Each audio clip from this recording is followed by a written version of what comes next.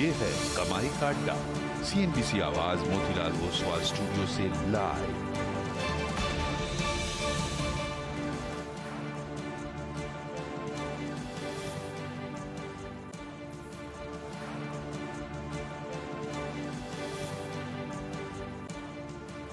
नमस्कार, CNBC आवाज Motilal Oswal studios में आप सभी का स्वागत है। 18,200 की तरफ धीरे धीरे करके बढ़ता हुआ बाजार। नजरें होंगी आज की क्लोजिंग आवर पर, लेकिन पहले हेडलाइंस।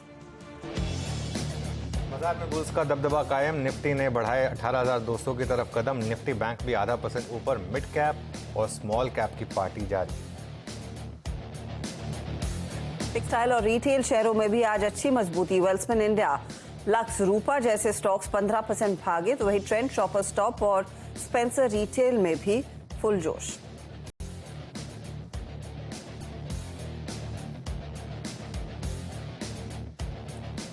ऊंची ब्याज दरें और कमजोर मानसून ऑटो सेक्टर की बढ़ा सकते हैं दिक्कतें। हमसे एक्सक्लूसिव बातचीत में मारुति के शशांक श्रीवास्तव बोले, अच्छी बिक्री नंबर के बाद मारुति और आयशर मोटर्स ऊपर, लेकिन अशोक लेलैंड, हीरो मोटो के शेयर्स दबाव। और M&M फाइनेंशियल के अच्छे नतीजों के बाद NBFC स्टॉक्स में दिखा जोश। सैटिन क्रेडिट केयर 12% भागा, वही M&M फाइनेंस के साथ REC जैसे स्टॉक्स 5% ऊपर। और जियो फाइनेंशियल्स के डीमर्जर को लेकर रिलायंस इंडस्ट्रीज की आज बोर्ड बैठक। रिलायंस के एक शेयर पर मिलेगा जियो फाइनेंशियल का एक शेयर। आज स्टॉक में 1% की तेजी। और सुपर फास्ट स्पीड में रेल स्टॉक्स बढ़े। रेलटेल, IRFC, इरकॉन, RVNL में 5% की जबरदस्त खरीदारी। एक महीने में 55% उछला है RVNL का शेयर, तो इरकॉन ने दिखाई 35% की तेजी। कल आएंगे टाइटन के चौथी तिमाही के नतीजे। 50% तक बढ़ सकता है मुनाफा। मार्जिन में भी सुधार की उम्मीद।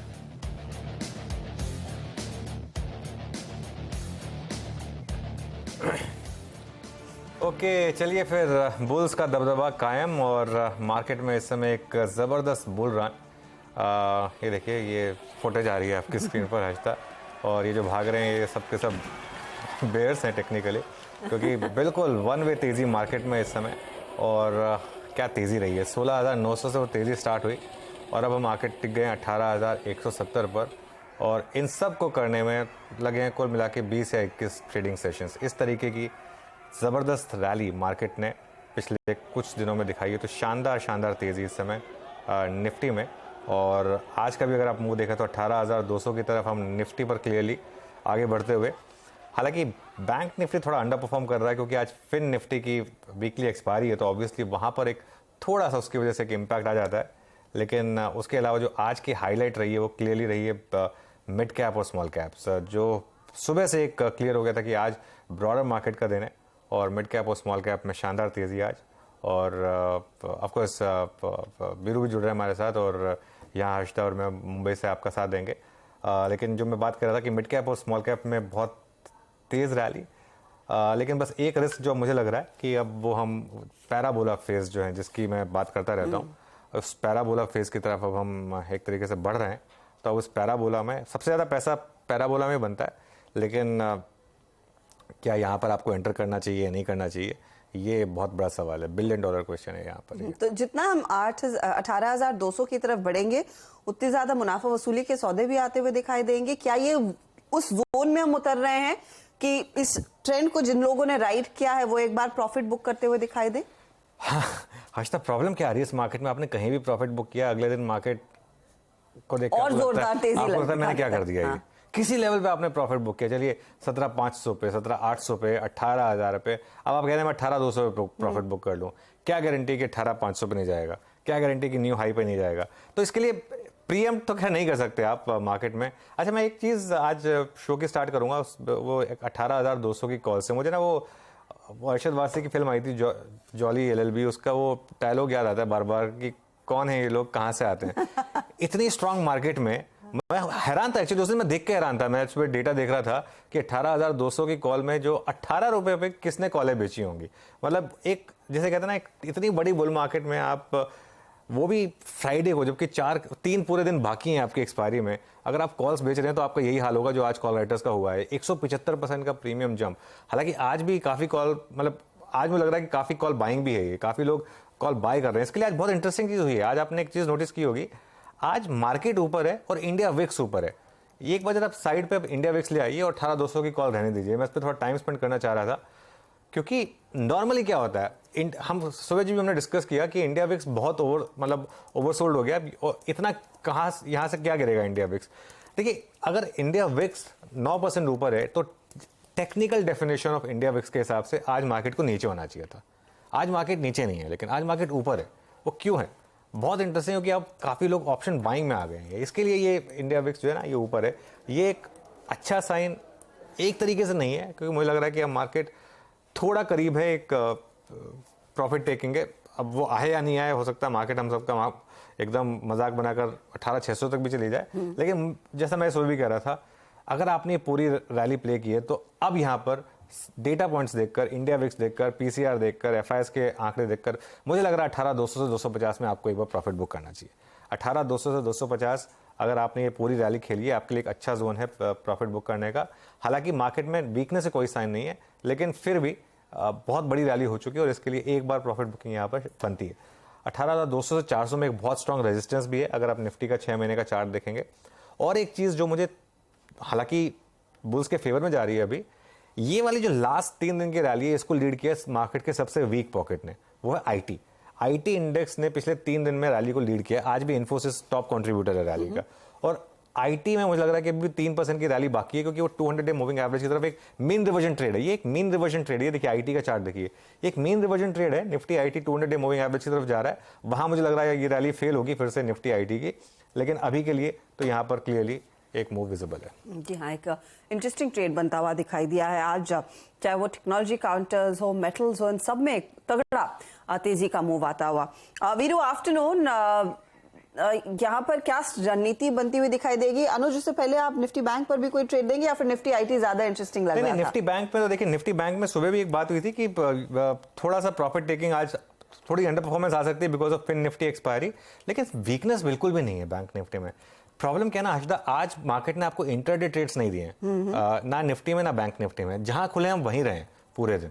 पोजिशनल अगर आप लॉन्ग रहे हैं तो फिर कुछ करने की जरूरत नहीं है आपको, लेकिन अगर आप एग्जिट कर, ये मेरी डायकॉटमी, ये मेरी प्रॉब्लम है। मैं एक तरफ तो कह रहा हूं कि निफ्टी में आप शायद आपको प्रॉफिट बुक करना चाहिए, लेकिन दूसरी तरफ मुझे रिस्क भी लग रहा है कि कल मार्केट ने अगर फिर 100-150 पॉइंट का गैप अप दे दिया तो फिर आप क्या करेंगे बैंक निफ्टी में। लेकिन मैं फिर भी कहूंगा कि 43,400 से 500 एक जोन है, 43,544 बहुत स्ट्रॉन्ग रेजिस्टेंस जोन है, तो इस जोन में आपको कहीं ना कहीं प्रॉफिट बुक करना चाहिए। देखिए, लास्ट के 500,000 पॉइंट आपको नहीं मिलेंगे। वो जैसे आप बॉटम नहीं पकड़ सकते, वैसे आप टॉप भी नहीं पकड़ सकते। इसके लिए जैसे जब हम बात करते हैं कि देखिए अब आप थोड़ा सा टुकड़ों में ले लीजिए, और गिरे तो और ले लीजिए, मैं इसीलिए कह रहा हूँ कि थोड़ा प्रॉफिट अब बुक कर लीजिए, थोड़ा इस 44,000 के आसपास प्रॉफिट बुक कर लीजिएगा।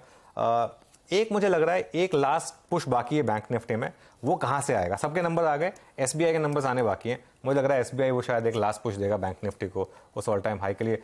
पॉसिबल है कि एसबीआई के नंबर्स के साथ ही रेजिस्टेंस जोन में निकल जाए। और काफी थंपिंग नंबर्स देखने को मिले हमने अक्रॉस द बोर्ड। भले ही स्टॉक्स उसके बाद मुनाफा वसूली दिखा रहे हो, जैसे आज के केस में कोटक महिंद्रा बैंक, लेकिन Q4 बैंकिंग कंपनियों के नाम रहा है। वीरू, आफ्टरनून, बताइए रेडार पर क्या है? हर्षदा, देखिए डेरिवेटिव्स के स्टॉक्स में थोड़ा सा एक्शन कम है, मतलब क्योंकि मिड कैप्स में नॉन डेरिवेटिव्स में एक्शन काफ़ी ज़्यादा है, तो बहुत चुनिंदा स्टॉक्स हैं जिनमें सब्सटेंशियल ओवरवेल्यूएशन दिखा गया है।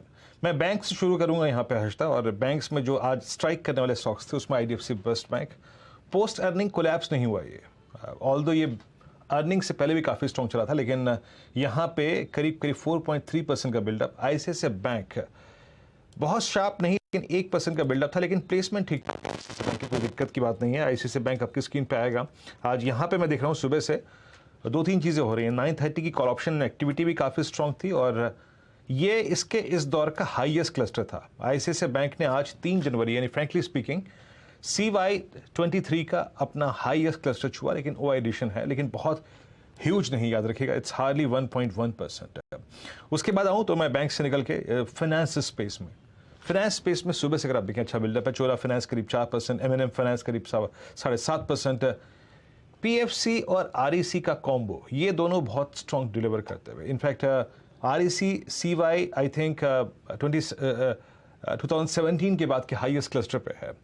3.5-3.25% का बिल्डअप यहाँ पे है। ऑयल एंड गैस स्पेस में ओएनजीसी, पेट्रोनेट, और आईटी स्पेस में मिड कैप आईटी में ओरेकल फाइनेंशियल्स और एक टेक महिंद्रा, ये 2 ऐसे स्टॉक्स हैं जहाँ पे सब्सटेंशियल ओआई गेन है। लेकिन ज़्यादातर क्योंकि एक्शन आज हर्षता मिड कैप में भी है, नॉन डेरिवेटिव कॉन्टेक्स्ट में भी, इसीलिए थोड़ा सा स्टॉक्स इन डेरिवेटिव्स उतना सब्सटेंशियल ओआई लेके नहीं खड़े हैं हर्षता। लेकिन कुछ इंटरेस्टिंग ट्रेड्स आपकी स्क्रीन पर रखते हैं और उसमें आपको मेटल कंपनियां दिखाई देंगी। याद रखिएगा, आज बाजार बंद होने के बाद टाटा स्टील के नंबर्स आएंगे और उससे पहले हिंडाल्को में 2.5% के गेंस, तो जेएसडब्ल्यू स्टील भी करीब 2% ऊपर है। इनफैक्ट टाटा स्टील में भी हमने देखा खरीदारी के ही अंश देखने को मिले हैं। इन्फोसिस में एक बहुत स्ट्रॉन्ग मूव, जो अनुज मेंशन कर रहे थे कि आईटी कंपनियों में जोरदार तेजी देखने को मिल रही है, और एनटीपीसी भी है जो करीब करीब 2% के गेंस पर कारोबार कर रहा है। हालांकि हीरो मोटोकॉर्प बिक्री के आंकड़ों के बाद यहां पर 2.5% का नुकसान। कोटक महिंद्रा बैंक में भारी मुनाफा वसूली देखने को मिल रही है, क्योंकि स्टॉक को एमएससीआई एडिशन के चलते भागा था। नंबर्स अच्छे थे, उसके बावजूद यहां पर थोड़ी सी प्रॉफिट बुकिंग आई है। आरबीएल बैंक के केस में भी वही हुआ है, और अतुल ऑटो है जो आज थोड़े से बैकफुट पर, करीब 9% की गिरावट यहां पर दर्ज होती हुई दिखाई दी है। ये फिलहाल वो काउंटर्स है जहां पर तेजी और मंदी दोनों के ट्रेड्स बनते दिखाई दिए। चलिए हमारे जानकारों को जोड़ना शुरू करते हैं, जो आपको बताएंगे कि आपकी क्या ट्रेडिंग रणनीति होनी चाहिए। आज तकनीकी कॉल्स के लिए हमारे साथ ऑफ कोर्स प्रकाश गाबा, मानस जायसवाल, रुचित जैन, स्वाति होतकर जुड़ेंगे, और साथ ही अमित सेठ, और फंडामेंटल एनालिसिस के लिए हम डिटेल में बातचीत करेंगे प्रकाश दीवान से भी।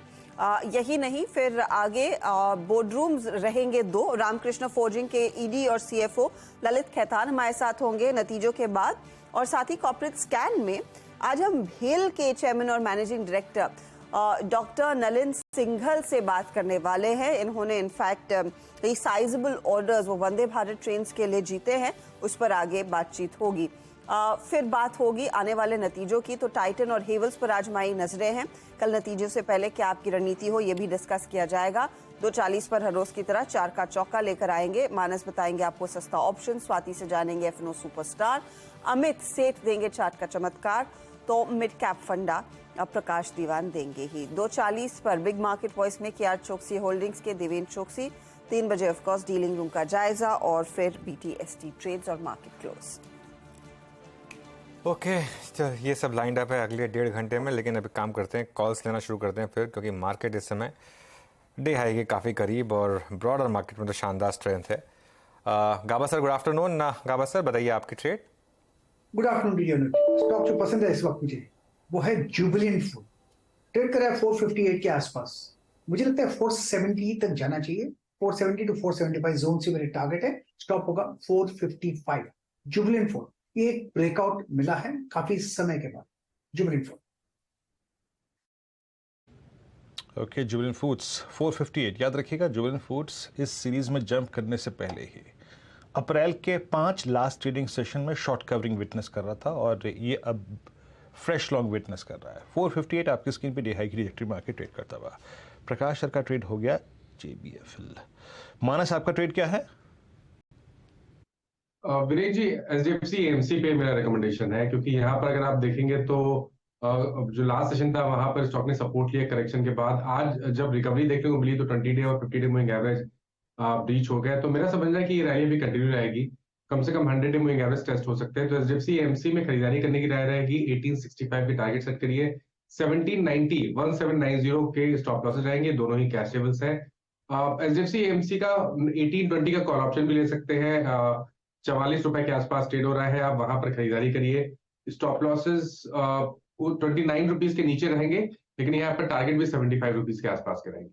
ओके, तो ये फिलहाल आपके लिए HDFC AMC 1865 का टारगेट लेकर चलेंगे, या फिर अगर आपने कोई ऑप्शन में ट्रेड लेना है तो 1820 का कॉल लेकर चले। अमित, आफ्टरनून आपका trade. Good afternoon Harshita ma'am, good afternoon Anuj ji, Viren ji and everybody on the panel. Harshita ma'am, मुझे इस समय कमेंस इंडिया का स्ट्रक्चर काफी पॉजिटिव लग रहा है। कमेंस में हमने एक अपटिक देखा था निचले लेवल से कुछ दिनों पहले। 2 दिनों से स्टॉक कंसोलिडेट कर रहा था एक नैरो रेंज में ऑन इट्स मूविंग एवरेजेस, और आज हम इसमें एक फिर अपटिक देख रहे हैं, स्ट्रॉन्ग और काफी अच्छी बुलिश कैंडल है। मुझे लगता है इसमें मोमेंटम बना रहेगा। 1605 का प्राइस है इसका, इसे बाय करें कैश में। टारगेट्स इसके 1640 के रहेंगे और स्टॉप लॉस लगभग 1585 का रहेगा। चलिए, मेरी नज़र गई थी इस पर, मैं इसी स्टॉक का चार्ट देख रहा था। ये इस समय अमित जी की कॉल स्वाति होतकर भी जुड़ गई हमारे साथ। Swati, good afternoon. स्वाति, आपकी क्या कॉल होगी? यस, आज के लिए मैं 2 बाय कॉल देना चाहूंगी। पहला है जीएनएफसी पे। जीएनएफसी का अगर आप चार्ट देखोगे तो काफी वेल स्ट्रॉन्ग स्ट्रक्चर है, इंपॉर्टेंट मूविंग एवरेज के ऊपर वेल प्लेस्ड है, फ्लैट पैटर्न का ब्रेकआउट देने के वर्ज पे है। मुझे लगता है इसमें काफी सारी पोटेंशियल है अपसाइड में एटलीस्ट 630 635 के लेवल्स टेस्ट करने की। तो करंट लेवल पे आप बाय कर सकते हो, 598 के आसपास चल रहा है। 588 का स्टॉप लॉस प्लेस कीजिएगा for immediate target of 630। Second by call मेरा कॉनकॉर पे है। इसमें भी एक कंसोलिडेशन ब्रेकआउट के नजर आ रहा है। वीकली चार्ट्स अगर आप देखोगे तो इसमें एक राउंडिंग बॉटम फॉर्मेशन बन चुका है। तो मुझे लगता है एक पुल बैक रैली हमें अच्छी खासी नजर आ सकती है 640 645 के लेवल्स तक। तो जीएनएफसी करंटली 620 के आसपास ट्रेड हो रहा है, तो बाय कीजिएगा 610 का stop loss for immediate target of 640 to 645। Okay, GNFC यहाँ पर इस समय बाय करना है आपको। चलिए, टेक्निकल कॉल्स हो चुकी है, लेकिन प्रकाश दीवान भी जुड़ गए हमारे साथ आज। प्रकाश, गुड आफ्टरनून। आज का दिन, इनफैक्ट पिछले 3-4 दिन रहे हैं खासतौर से मिड कैप आईटी के नाम, बट इवन इन्फोसिस में भी काफ़ी स्टेबिलिटी। किस तरीके से देख रहे हैं आप इस मूव को, और खासतौर से मिड कैप आईटी में कोई पिक्स आपके पास? अनुज, गुड आफ्टरनून। देखिए, आईटी में ये जो बाउंस आया है, ये थोड़ा सा वो मार्केट का ओवरऑल माहौल सुधरने से, एक जो ओवरसोल्ड जोन में स्टॉक्स थे वहां से एक रिकवरी सी दिखी है। बट कोई फंडामेंटल चेंज मेरे हिसाब से तो ऐसा नहीं है जिसकी वजह से स्टॉक्स में बहुत जान आ सकती है। हाँ, लेकिन मिड कैप आईटी में पर्टिकुलरली जो नीश प्लेस हैं, जो एरियाज जहाँ पे कंपनीज की बहुत ज्यादा तीव्र उससे एक स्ट्रेंथ बनी रहती है, और मार्केट छोटा बेशक रहता है लेकिन प्रॉमिसिंग रहता है, वो मार्जिन एक्रीटिव रहता है। उससे मैंने कुछ समय पहले, 1.5 महीने पहले, जब रिजल्ट सीजन की शुरुआत हुई उससे पहले जिक्र किया था। जैसे साइंट करके कंपनी है, वो एरोस्पेस में बहुत सक्षम है, और जिस हिसाब से ग्लोबली इस सारे सेक्टर का, अंडरलाइन सेक्टर का चेंज आ रहा है, दिख रहा है, उस वजह से उसमें जो चेंजेस आ सकते हैं बिजनेस ग्रोथ में, वो आप दिख रहे हैं। वही चीज के बेसिस पे अगर आप देखें तो कुछ सेगमेंट्स में अभी भी इम्प्रूवमेंट आपको दिख सकता है। बट ओवरऑल अगर आप देखें तो अभी भी आईटी की पॉपुलैरिटी ऐसी नहीं हुई है पोर्टफोलियोज में समावेश होने के लिए कि बहुत बढ़िया सेक्युलर ट्रेंड दिख रहा हो। So I would wait for it. और होता क्या है कि जब आप जिस सेक्टर को राइट ऑफ करते हैं उसमें आपको सबसे ज्यादा स्ट्रेंथ वापस आनी दिखनी शुरू होती है, तो by the time it's too late. जैसे 2 महीने पहले जब यूएस में बैंकों में, रीजनल बैंक्स का एक क्राइसिस उभरा था, हमने एक शो किया था, मैंने नीरज भाई के साथ एक शाम का शो किया था जो इसी मुद्दे पे था।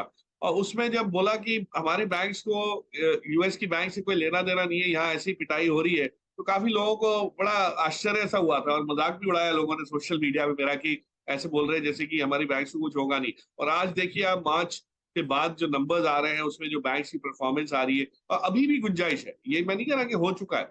तो बॉटमिंग आउट का थोड़ा सिलसिला जो है वो बड़ा वो रहता है, डिसेप्टिव रहता है, आपको इंडिकेशन कोई मिलती नहीं है। आईटी में अभी भी मुझे लगता है थोड़ी सी वीकनेस है। एक आपको चांस मिलेगा, नीचे के स्तर दिखाएगा लेने के।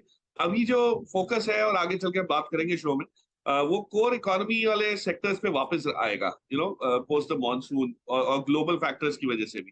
तो I would still wait, but yes, mid cap IT में ऐसे नीश प्लेस जो है उसमें थोड़ा सा ध्यान दिया जा सकता। ठीक है। अच्छा, एक और सवाल मुझे आपसे पूछना था एक्चुअली, आईडीएफसी ट्विंस पर बहुत लोगों को बहुत समय से इंतजार है कि फाइनली ब्रेकआउट आएगा यहाँ पर।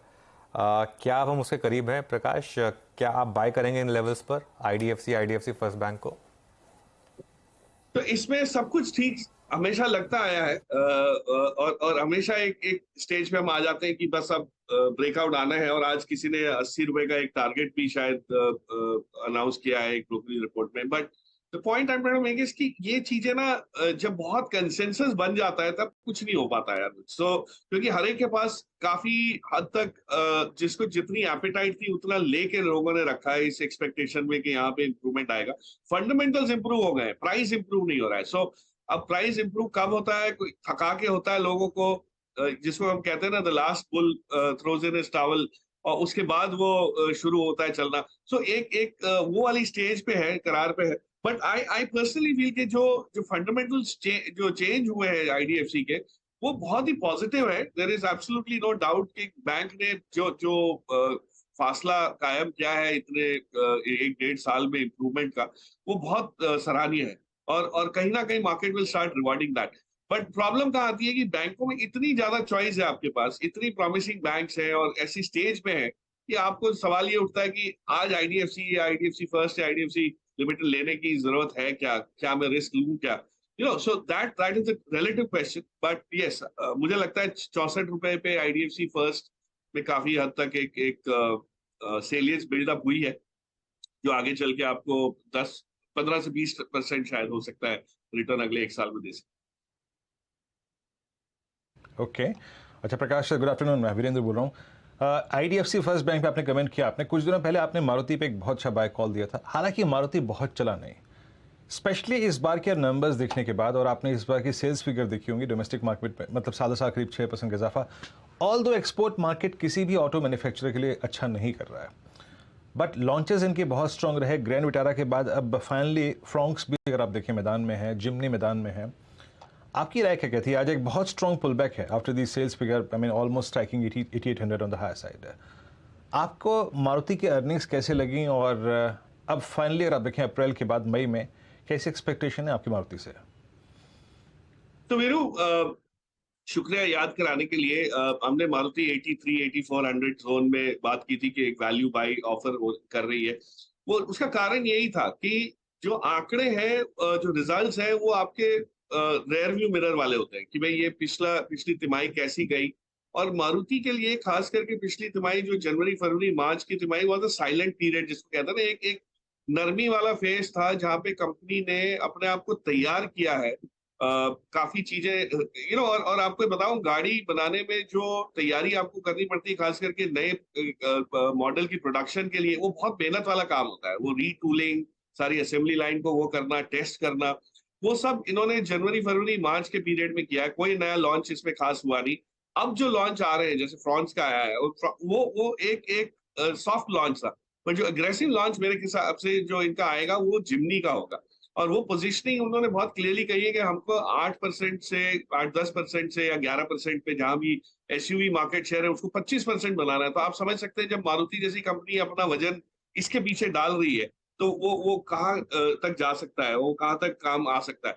तो ये होना है। और चिप की शॉर्टेज अभी भी इतनी पूरी तरह से मुझे नहीं लगता खत्म हुई है। तो इस वजह से पैसेंजर कार्स का प्रोडक्शन थोड़ा कैलिब्रेटेड रहेगा, मतलब कंट्रोल्ड रहेगा। जो मॉडल पे उनको फोकस करना है उसी पे रहेंगे, बाकी के मॉडल्स पे शायद हो सकता है वो स्लो जाए। तो एवरेज रियलाइजेशन जिस हिसाब से बढ़े हैं वो मुझे बहुत इंप्रेसिव लगे। I think margins have been very impressive, कोई उसमें डाउट नहीं है। इन्होंने प्राइस हाइक्स जो लिए, जो रॉ मटेरियल कॉस्ट कंट्रोल किया, वो सब चीज का फायदा आपको अब दिखना शुरू है। और सबसे बड़ी बात, 10 लाख नए यूनिट की कैपेसिटी क्षमता बढ़ानी कोई मजाक नहीं है। इनकी जो 2 सबसे बड़े यूनिट्स हैं मानेसर और नॉर्थ में, जो वहां पे 13 लाख, गुड़गांव और मानेसर को मिला के 13 लाख यूनिट की कैपेसिटी, अब 10 लाख और बढ़ा रहे हैं। तो कहीं ना कहीं उनको एक अपॉर्चुनिटी दिख रही है, और उस अपॉर्चुनिटी का फायदा आपको स्टॉक में जरूर दिखेगा। बट कुछ समय लग सकता है, लैग रह सकता है। But I don't think Maruti 10,000 के लेवल को क्रॉस करने में उसके कोई आंच आएगी या कोई अड़चने आएंगी। Of course market condition, business growth ये है, बट फंडामेंटली यहाँ से 20-25% की अपसाइड कंपनी डेफिनेटली दे सकती है। और काफी समय से कंसोलिडेट हुआ है, इस वजह से मैं और भी कॉन्फिडेंट कि ये चीज हो सकती। Point taken. ऑफ कोर्स आप जिम्नी मेंशन कर रहे थे, एक कल मैं रिपोर्ट पढ़ रही थी कि 9.9 to 12.5 लाख ये उसकी प्राइसिंग हो सकती है। Of course the verdict is still out, company की तरफ से वो ऑफिशियल घोषणा आनी बाकी है। अच्छा, आप जब बैंकों का जिक्र कर रहे थे और आपने अपने पहले सवाल के जवाब में भी कहा था कि भारतीय बैंकों की स्थिति बहुत जोरदार है, जो हमने नंबर्स में भी रिफ्लेक्ट होते देखा है, चाहे वो कोटक हो, आईसीआईसीआई बैंक हो या फिर एचडीएफसी बैंक, और ऑफ कोर्स अब एक्सिस में भी वो नजर आ रहा था। इंतजार रहेगा ऑफ कोर्स एसबीआई के नंबर्स का, जैसे अनुज भी कुछ देर पहले मेंशन कर रहे थे। इन सब में अगर कोई नई पोजीशन लेनी हो नंबर्स के आधार पर बताइए प्रकाश, आपका टॉप पिक क्या रहेगा, या फिर यहाँ पर भी सारे शेयर इस समय बास्केट के तौर पर खरीदने चाहिए? अच्छा ना, वही मैंने कहा ना, जब अनुज ने आईडीएफसी फर्स्ट के लिए पूछा कि सवाल यही उठता है कि इतनी इतनी अच्छी परफॉर्मेंस है कि बस पॉइंट फॉर चॉइस है। पहले तो बहुत क्लियरली होता था कि एचडीएफसी को आप ले लो, बाकी को छुओ मत। अब वो आईसीआईसीआई भी परफॉर्म कर रहा है। आज एक्सिस ने इतना अच्छा परफॉर्मेंस दिया कि इमेजिन, आप ये सोचिए कि इस बैंक ने इतनी हिम्मत की कि सिटी बैंक के एक्विजिशन की सारी कॉस्ट को पीएनएल में ले लिया और कहा भी हम लोग इसको अब्सॉर्ब कर लेंगे और वापस प्रॉफिटेबल हो जाएंगे। तो ये कॉन्फिडेंस तभी आता है जब उनका पेस ऑफ ग्रोथ उनको दिख रहा है सामने। और कोटक बैंक ने जो नतीजे घोषित किए वीकेंड पे, आई थिंक मैंने इस टाइप के बड़ी प्राइवेट सेक्टर बैंक से नहीं देखे। हाँ, छोटी बैंकों में कभी कभी आरओए मतलब रिटर्न ऑन एसेट जो है वो 1, 1.5, 2% तक आते हुआ दिखा है। यहाँ 3% की बात हो रही है जो काफी बड़ी चीज होती है। तो उन्होंने जो इतने क्वार्टर्स में अपने आप को पीछे रखा, एक होल्ड बैक करके रखा कि हम ऐसे वैसे लोन्स नहीं देंगे, सिर्फ प्रॉफिटेबल लोन्स देंगे, एनपीएस बढ़ाने की हम बिल्कुल वो बारीकी से वो करके गौर करके दिया जाएगा लोन। वो सब चीजों का आपको अब फायदा दिख रहा है। सवाल उठता है कि स्केलेबल कौन सा मॉडल है। और मुझे ये लग रहा है अर्षदा कि आपको एक्सिस में जो नई ऊर्जा आती हुई दिखेगी जो सिटी के एक्विजिशन से। और मुझे बहुत दुख हुआ था जब Citi as a Citi customer मैं सिटी से कोई दूसरी बैंक में माइग्रेट होने की तैयारी कर रहा था, या बैंकों ने जब बैंक ने अप्रोच किया। लेकिन मुझे लग रहा है as a bank shareholder अगर आप इसको देखें तो ये बहुत बड़ी चीज है। एक बहुत क्वालिटी पोर्टफोलियो आपके पास आया है जिसको आप मल्टीपल वेज में वो मोनेटाइज कर सकते हैं। सो कहीं ना कहीं एक्सेस का डिस्ट्रीब्यूशन, प्रोडक्ट पोर्टफोलियो और सिटी की क्वालिटी ऑफ कस्टमर्स, ये इसका जो कॉम्बिनेशन है this will pay off very well. Axis probably थोड़ा सा प्राइस वाइज आपको रिस्क रिवॉर्ड ज्यादा दे रहा है। ICICI is fully priced, Kotak is fully priced. HDFC का मर्जर की अगर आप में पेशेंस है कि उसमें काफी इफ्स एंड बट्स आएंगे, हाँ, लेकिन जो क्लैरिटी आरबीआई ने दी है उसके बाद वहां भी बहुत बढ़िया क्लैरिटी, रास्ता साफ होता हुआ दिख रहा है। और वो जो बनेगा जायंट, वो एक अलग ही रफ्तार से ग्रो होगा। लेकिन उसको समय है थोड़ा।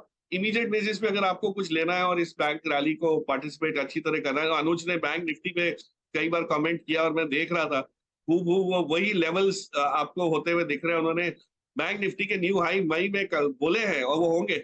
सो अगर वो होंगे तो ये बड़ी बैंक्स वैसे ही होंगे। एसबीआई के नतीजों की वेट की जाएगी, लेकिन Axis probably to answer your question definitely meets it.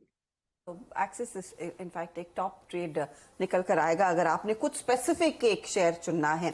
आपसे आगे चर्चा जारी रखेंगे, लेकिन इस बीच आरके फोर्जिंग्स, रामकृष्ण फोर्जिंग्स की बात कर लेते हैं। दरअसल यहाँ पर कंपनी के नतीजे आ चुके हैं और चौथी तिमाही का अगर आप प्रदर्शन देखें तो EBITDA में 31% से ज्यादा का इजाफा, रेवेन्यू 24% बढ़ा है, लेकिन प्रॉफिटेबिलिटी में थोड़ी सी नरमी देखने को मिली थी।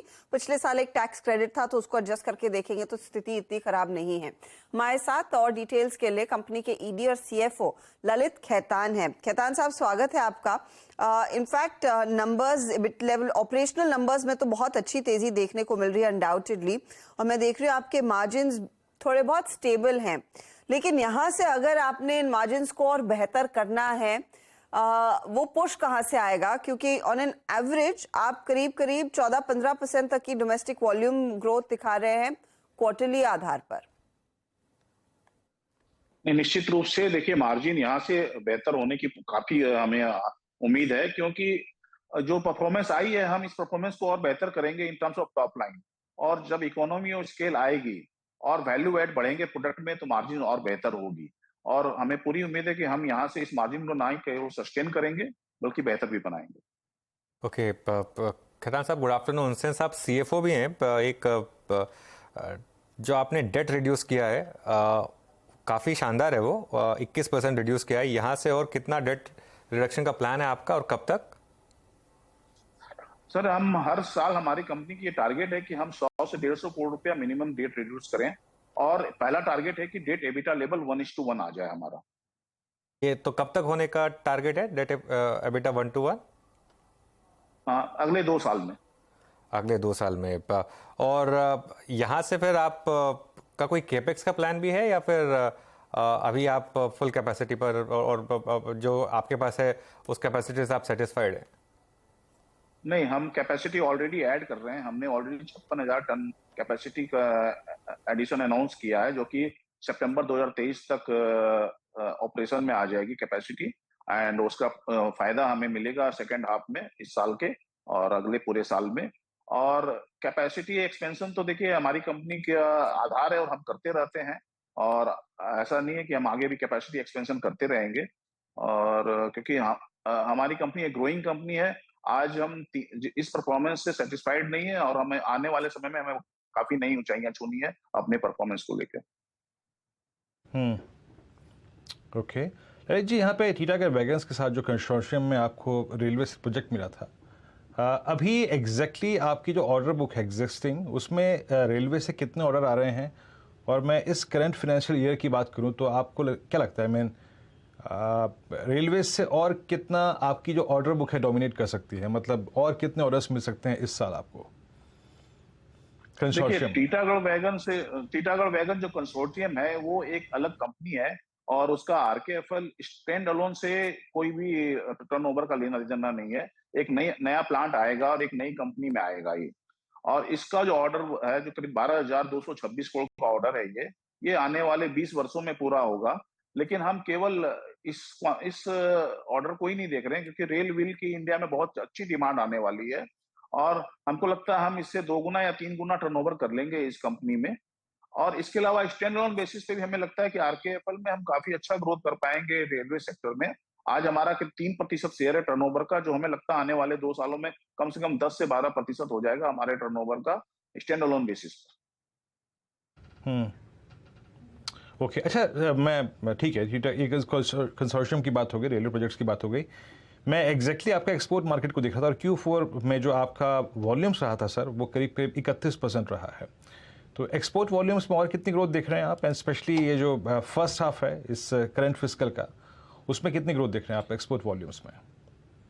करीब 10% की ग्रोथ देख रहे हैं फर्स्ट हाफ में करंट फिस्कल ईयर में एक्सपोर्ट वॉल्यूम में। ओके आपने एक चीज कही कि आप इस करंट परफॉर्मेंस को और भी बेहतर करना चाहेंगे, तो क्या आप शेयर कर पाएंगे आपकी इंटरनल टारगेट्स क्या है इन terms of top line and bottom line growth, और खासतौर से किस तरह की मार्जिन रेंज आप लार्जली अचीव करना चाहते हैं? देखिए, मार्जिन यहाँ से कम 200 बेसिस पॉइंट हम अगले 2 साल में अचीव करना चाहेंगे बेहतर करने की। जो हम 22-22.5% की मार्जिन है उसको हम 24% पे ले जाना चाहेंगे। और जहां तक टॉप लाइन ग्रोथ है जो कि 3,000 करोड़ की है, वो हमारा टारगेट है अगले 2 से 3 साल में हम इसको 5,000 करोड़ पर लेके जाएं।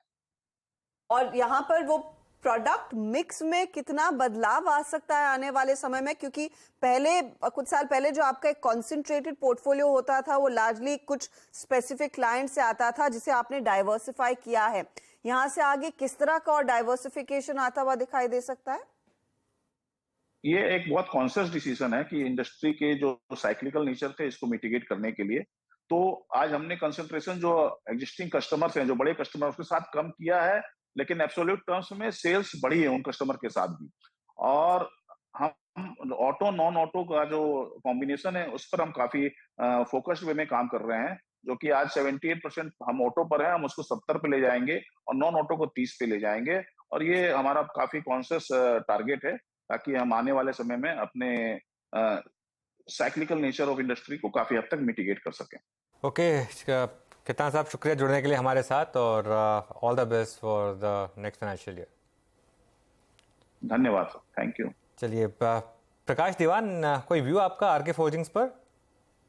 अनुज, बहुत बढ़िया बिजनेस है, बहुत बढ़िया कंपनी है। ऑफ कोर्स पिछले 1 साल में 75-80% चल चुकी है, लेकिन इस कंपनी की परफॉर्मेंस की जो इम्प्रूवमेंट की शुरुआत अगर आप देखें तो पिछले साल जून में, मिड जून से मेरे को याद है, हो सकता है वो कोइंसाइड करेगा 52 वीक लो से, वहां से 145-46 के जोन से ये जो शुरू हुआ है। अब देखिए, कोई भी मार्केट कंडीशन जितनी भी खराब हुई, दिसंबर में खराब हुई, फरवरी में खराब हुई, उसमें कोई आंच इस स्टॉक प्राइस पे नहीं आई। उसका रीजन है कि इन्होंने जो क्षमता अपनी धारण की, नई जो क्वालिटी और एफिशिएंसीज लाए हैं ये लोग। और ये जो डेट की बात की, आपने बहुत अच्छा सवाल पूछा कि डेट कब तक आप इसको डेट फ्री बन सकते हैं। तो ये ऋण मुक्त बनने के लिए इनको जो 2 साल की वो कर रहे हैं, ये टारगेट कर रहे हैं, ये मेरे ख्याल से बहुत पॉजिटिव इसलिए है कि इनके रिटर्न रेशोज जो है, return on equity for example अगर देखिए तो मुझे याद है ये 18% के करीब हमेशा रहा है, constant 18-19%, which is very high for a business जो थोड़ा सा ओल्ड वर्ल्ड इंडस्ट्री माना जाता है। लेकिन इन्होंने जो नई क्षमता बनाई है अनुज, उसकी कैपेसिटीज और स्केल को देखते हुए मार्जिन इंप्रूवमेंट बहुत गजब का होगा इसमें। और अभी आपको शायद 2024 तक नहीं दिखे, बट 2024-25 वाले साल में बहुत इम्प्रूवमेंट इसका दिखेगा जब ये कैपेसिटी फुल उसमें उपयोग में आएगी, और वहां पे ये सब चेंज होते हुए दिखेगा, स्केल होते हुए दिखेगा, प्राइसिंग पावर इनके पास आ जाएगी। सॉरी, उसको देखते हुए मुझे लगता है स्टॉक कोई गिरावट में अगर आपको मिले तो इसको डेफिनेटली पोर्टफोलियो में ऐड करके रखिए, थोड़ा सा लॉन्ग टर्म नजरिया रखिए, क्योंकि बिजनेस के साथ अलाइन होने के लिए जरूरी हो जाएगा। But I think it has the promise. हाँ, जैसे मैंने कहा, बढ़त हुई है इसलिए थोड़ा घबराहट होती है, बट फिर भी पी मल्टीपल्स के हिसाब से या प्राइस टू बुक के हिसाब से कोई भी आप रेशियोज देखेंगे तो बहुत महंगा अभी भी नहीं लग रहा है, बट गिरावट पे डेफिनेटली अपने उस पर लिस्ट पे रखा जा सकता है और पोर्टफोलियो में ऐड किया जा सकता है। जी हाँ, इस बीच एक दो स्टॉक्स को और मार्क कर लेते हैं जिनमें स्ट्रॉन्ग मूव आ रहा है और स्क्रीन पे डे हाई की ट्रैजेक्टरी में आके ट्रेड कर रहे हैं। उसके बाद हम एक और कॉर्पोरेट स्कैन की तरफ बढ़ेंगे। एक बार लेके आइए प्लीज़ फिर से इंडिया मार्ट आपकी स्क्रीन पे 5564, और ये एक बहुत अच्छी और जानी पहचानी कॉल रही है मानस की। Manas, look at India Mart right now 5551, और एग्जैक्टली मैं 2:32 पे इसलिए मार्क कर रहा हूँ क्योंकि ये 13 अप्रैल की हाई को अब बाइसेक्ट कर रहा है 3.25%। हालांकि स्टॉक मार्क करने के लिए मेरे पास एक और था and that was Cummins, but अभी एक बार जरा इंडिया मार्ट पे अपना टेक दीजिएगा डे हाई पर और उस कैंडल को क्रॉस करता हुआ, और ये 7 फरवरी की बात, यानी टेक्निकली स्पीकिंग 14 महीने का ब्रेकआउट है। मानस, कैसे चेज करेंगे आप इसको? कोई ऑप्शन या फिर फ्यूचर्स पे आपका टेक? देखिए, बहुत पॉजिटिव चार्ट्स हैं, क्योंकि कुछ दिन पहले हमने करेक्शन देखा, लेकिन उस करेक्शन में 20 डे मूविंग एवरेज को नहीं ब्रीच किया, उसी के आसपास सपोर्ट लिया, फिर से एक वी शेप रिकवरी में जो पिछले हाइज है उस स्टॉक तैयार है उसको ब्रीच करने के लिए। मेरा समझना है कि यहाँ से भी करीब 300-350 पॉइंट की तेजी देखने को मिल सकती है, तो ऑप्शन के थ्रू इस ट्रेड को लेना चाहिए। 5600 का कॉल ऑप्शन इंडिया मार्ट का जो 144 पे ट्रेड कर रहा है, इंडिया मार्ट का 5600 का कॉल ऑप्शन, वहां पर आप एक खरीदारी का ट्रेड ले सकते हैं। 94 का आपको स्टॉप लॉस लगाना है। 50 रुपए का रिस्क जरूर है, लेकिन मेरा समझना यह है कि इस ऑप्शन के भाव आपको 250 से 275 की रेंज में देखने को मिल सकते हैं। तो ये इंडिया मार्ट में एक बहुत बड़ा मूव देखने को मिल रहा है। अच्छा, इस बीच निफ्टी बैंक आपकी स्क्रीन पर लेकर आते हैं, क्योंकि ये इंडेक्स जो लार्जली निफ्टी और मिड कैप इंडेक्स के सामने थोड़ा सा थोड़े से पीछे था, अब 200 पॉइंट से ज्यादा का इजाफा, आधे % के गेन्स। और इसमें कोटक महिंद्रा बैंक आप देखिएगा पिछले आधे घंटे में क्या हुआ है, बहुत तगड़ी रिकवरी देखने को मिली। वो चार्ट दिखाइएगा प्लीज कोटक का। अचानक इसमें निचले लेवल से पोजीशंस कटने लगी। याद रखिएगा 1890 डे लो था और उसकी तुलना में अब आ चुके हैं हम 1925 के आसपास। इसका डे हाई 1937 था, तो उन लेवल से ज्यादा दूर वैसे है नहीं। तो यहाँ पर एक अच्छा खासा पिकअप देखने को मिला। और बाकी बैंकिंग स्टॉक्स में तो ऑफ कोर्स हमने देखा ही है, तेजी बनी है। पहले तो एक व्यू अमित, कोटक महिंद्रा बैंक पर ये जो अचानक रिवर्सल आया है, कंसिडरिंग पूरे दिन ये थोड़ा सा शांत रहा है या फिर गिरावट पर ट्रेड कर रहा था, इस मूव को आप कैसे पढ़ेंगे? क्या इस मूव में और तेजी आ सकती है? डेफिनेटली काफी बेहतरीन चार्ट है कोटक महिंद्रा बैंक का। ड्यूरिंग द डे हमने एक रिजल्ट रिएक्शन देखा था, स्टॉक ने लगभग नीचे के 1900 के लेवल्स टेस्ट किए, अपना 10 day exponential moving average touch करके स्टॉक वापस रीगेन कर रहा है।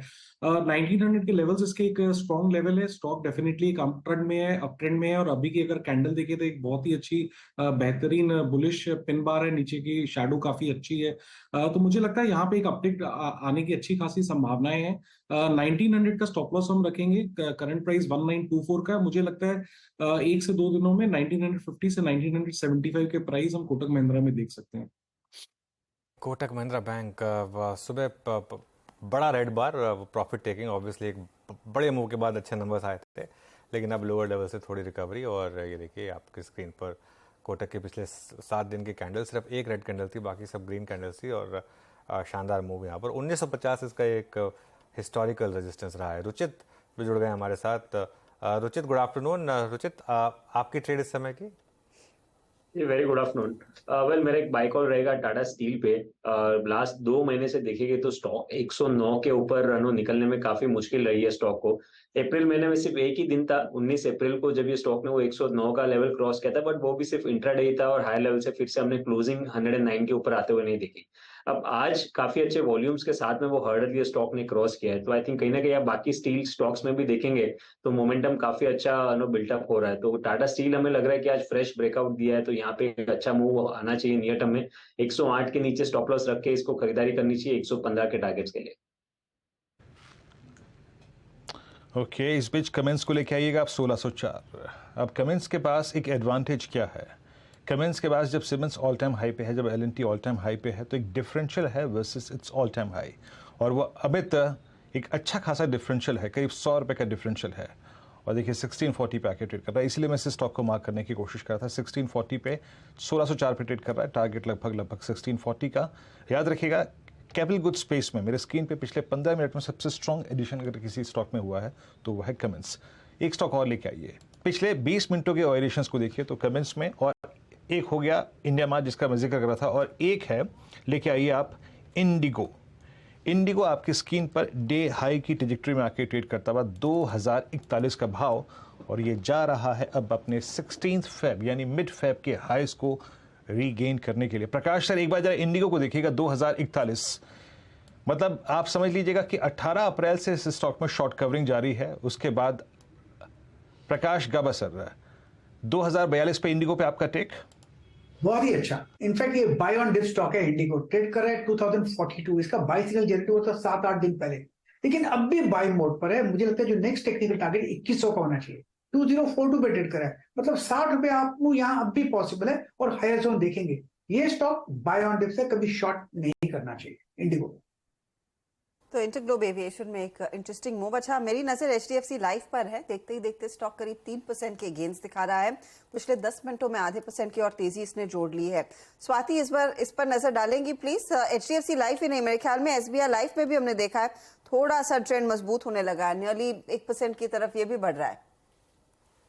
डेफिनेटली दोनों काउंटर्स काफी स्ट्रॉन्ग है, बट एचडीएफसी लाइफ मुझे लगता है काफी स्ट्रॉन्गली प्लेस्ड है ऑन द टेक्निकल पार्ट, क्योंकि 20 डीएमए के ऊपर का काफी अच्छा उसने एक सपोर्ट लेके बाउंस बैक रैली है। आज इस तरफ से ओपन लो उसने देखा है हम लोग ने, वहां से ये pull back rally positive strength intact है कंपेयर टू एसबीआई लाइफ। मुझे लगता है एचडीएफसी बैंक में काफी स्ट्रॉन्ग पोटेंशियल है वापस 560 to 570 के लेवल्स टेस्ट करने की, whereas the support is placed at 525। तो जिनके पास भी लॉन्ग पोजीशन हो डेफिनेटली होल्ड ऑन रखना चाहिए 560 के टारगेट के लिए with the stop loss of 525। Okay, तो ये दोनों ट्रेड्स आपकी स्क्रीन पर 3% की बढ़त पर एचडीएफसी लाइफ ट्रेड करता हुआ। चलिए एज प्रॉमिस्ड अब भेल की बात कर लेते हैं। पहले तो स्टॉक आपकी स्क्रीन पर लेकर आएंगे, क्योंकि यहाँ पर आज हमने देखा है वायदे बाजार में काफी तगड़े gains. In fact top traded counters में तीसरे स्थान पर है ये, 4.5% तक की तेजी भेल अपने नाम कर चुका है। दरअसल भेल पर नजरें इसीलिए क्योंकि रेलवे सेक्टर पर ये अच्छा खासा दाव खेलता हुआ दिखाई दे रहा है स्टॉक। इसके कंसोर्शियम ने 80 वंदे भारत ट्रेन का टेंडर जीता है, और पूरे ऑर्डर का साइज नोट कीजिएगा 9,600 करोड़ का है। अब ये एक बड़ा गेम चेंजर साबित हो सकता है। पहले से ही भेल इनफैक्ट अग्रसर रहा है रेलवे प्रोजेक्ट्स में, रेलवे ऑर्डर्स में, लेकिन वंदे भारत ट्रेन हम सब जानते हैं सरकार किस तरह से स्केल करना चाहती है। इसी पर और डिटेल में बातचीत करने के लिए कंपनी के चेयरमैन और managing director doctor Nalin Singhal हमारे साथ है। नलिन जी, स्वागत है आपका। कांग्रेचुलेशंस, एक साइजेबल ऑर्डर लग रहा है। अगर आप हमें कुछ डिटेल दे सके इस 9,600 करोड़ के ऑर्डर में, जहां पर रफली 120 करोड़ मिलने हैं प्रति ट्रेन, भेल के कंसोर्शियम का कितना स्टेक रहेगा, साथ ही साथ कैपेसिटी वाइज क्या इस समय आपके पास कैपेसिटी है इस ऑर्डर को शुरू करने के लिए, या फिर आपको कैपेक्स में तुरंत प्रभाव से इन्वेस्ट भी करना पड़ेगा? जो ये ऑर्डर है इसमें हमारा लगभग बराबर के करीब का शेयर है, हमारा और हमारे कंसोर्शियम पार्टनर का। इसमें हम जो इसका इलेक्ट्रिकल और कंट्रोल सिस्टम्स और बोगीज वो सप्लाई कर रहे हैं, और हमारा पार्टनर जो है इसमें कंपनी जो है वो हम सप्लाई इसके जो मैकेनिकल पार्ट, पूरा बॉडी मैकेनिकल पार्ट वो करेंगे, और पूरा इंटीग्रेशन मिलके हम लोग करेंगे इसका आईसीएफ में, चेन्नई में रेलवे के प्रीमाइसेस में। और उसके बाद मेंटेनेंस भी जॉइंटली हम लोग मेंटेनेंस के लिए ऑर्गेनाइज करेंगे इसका।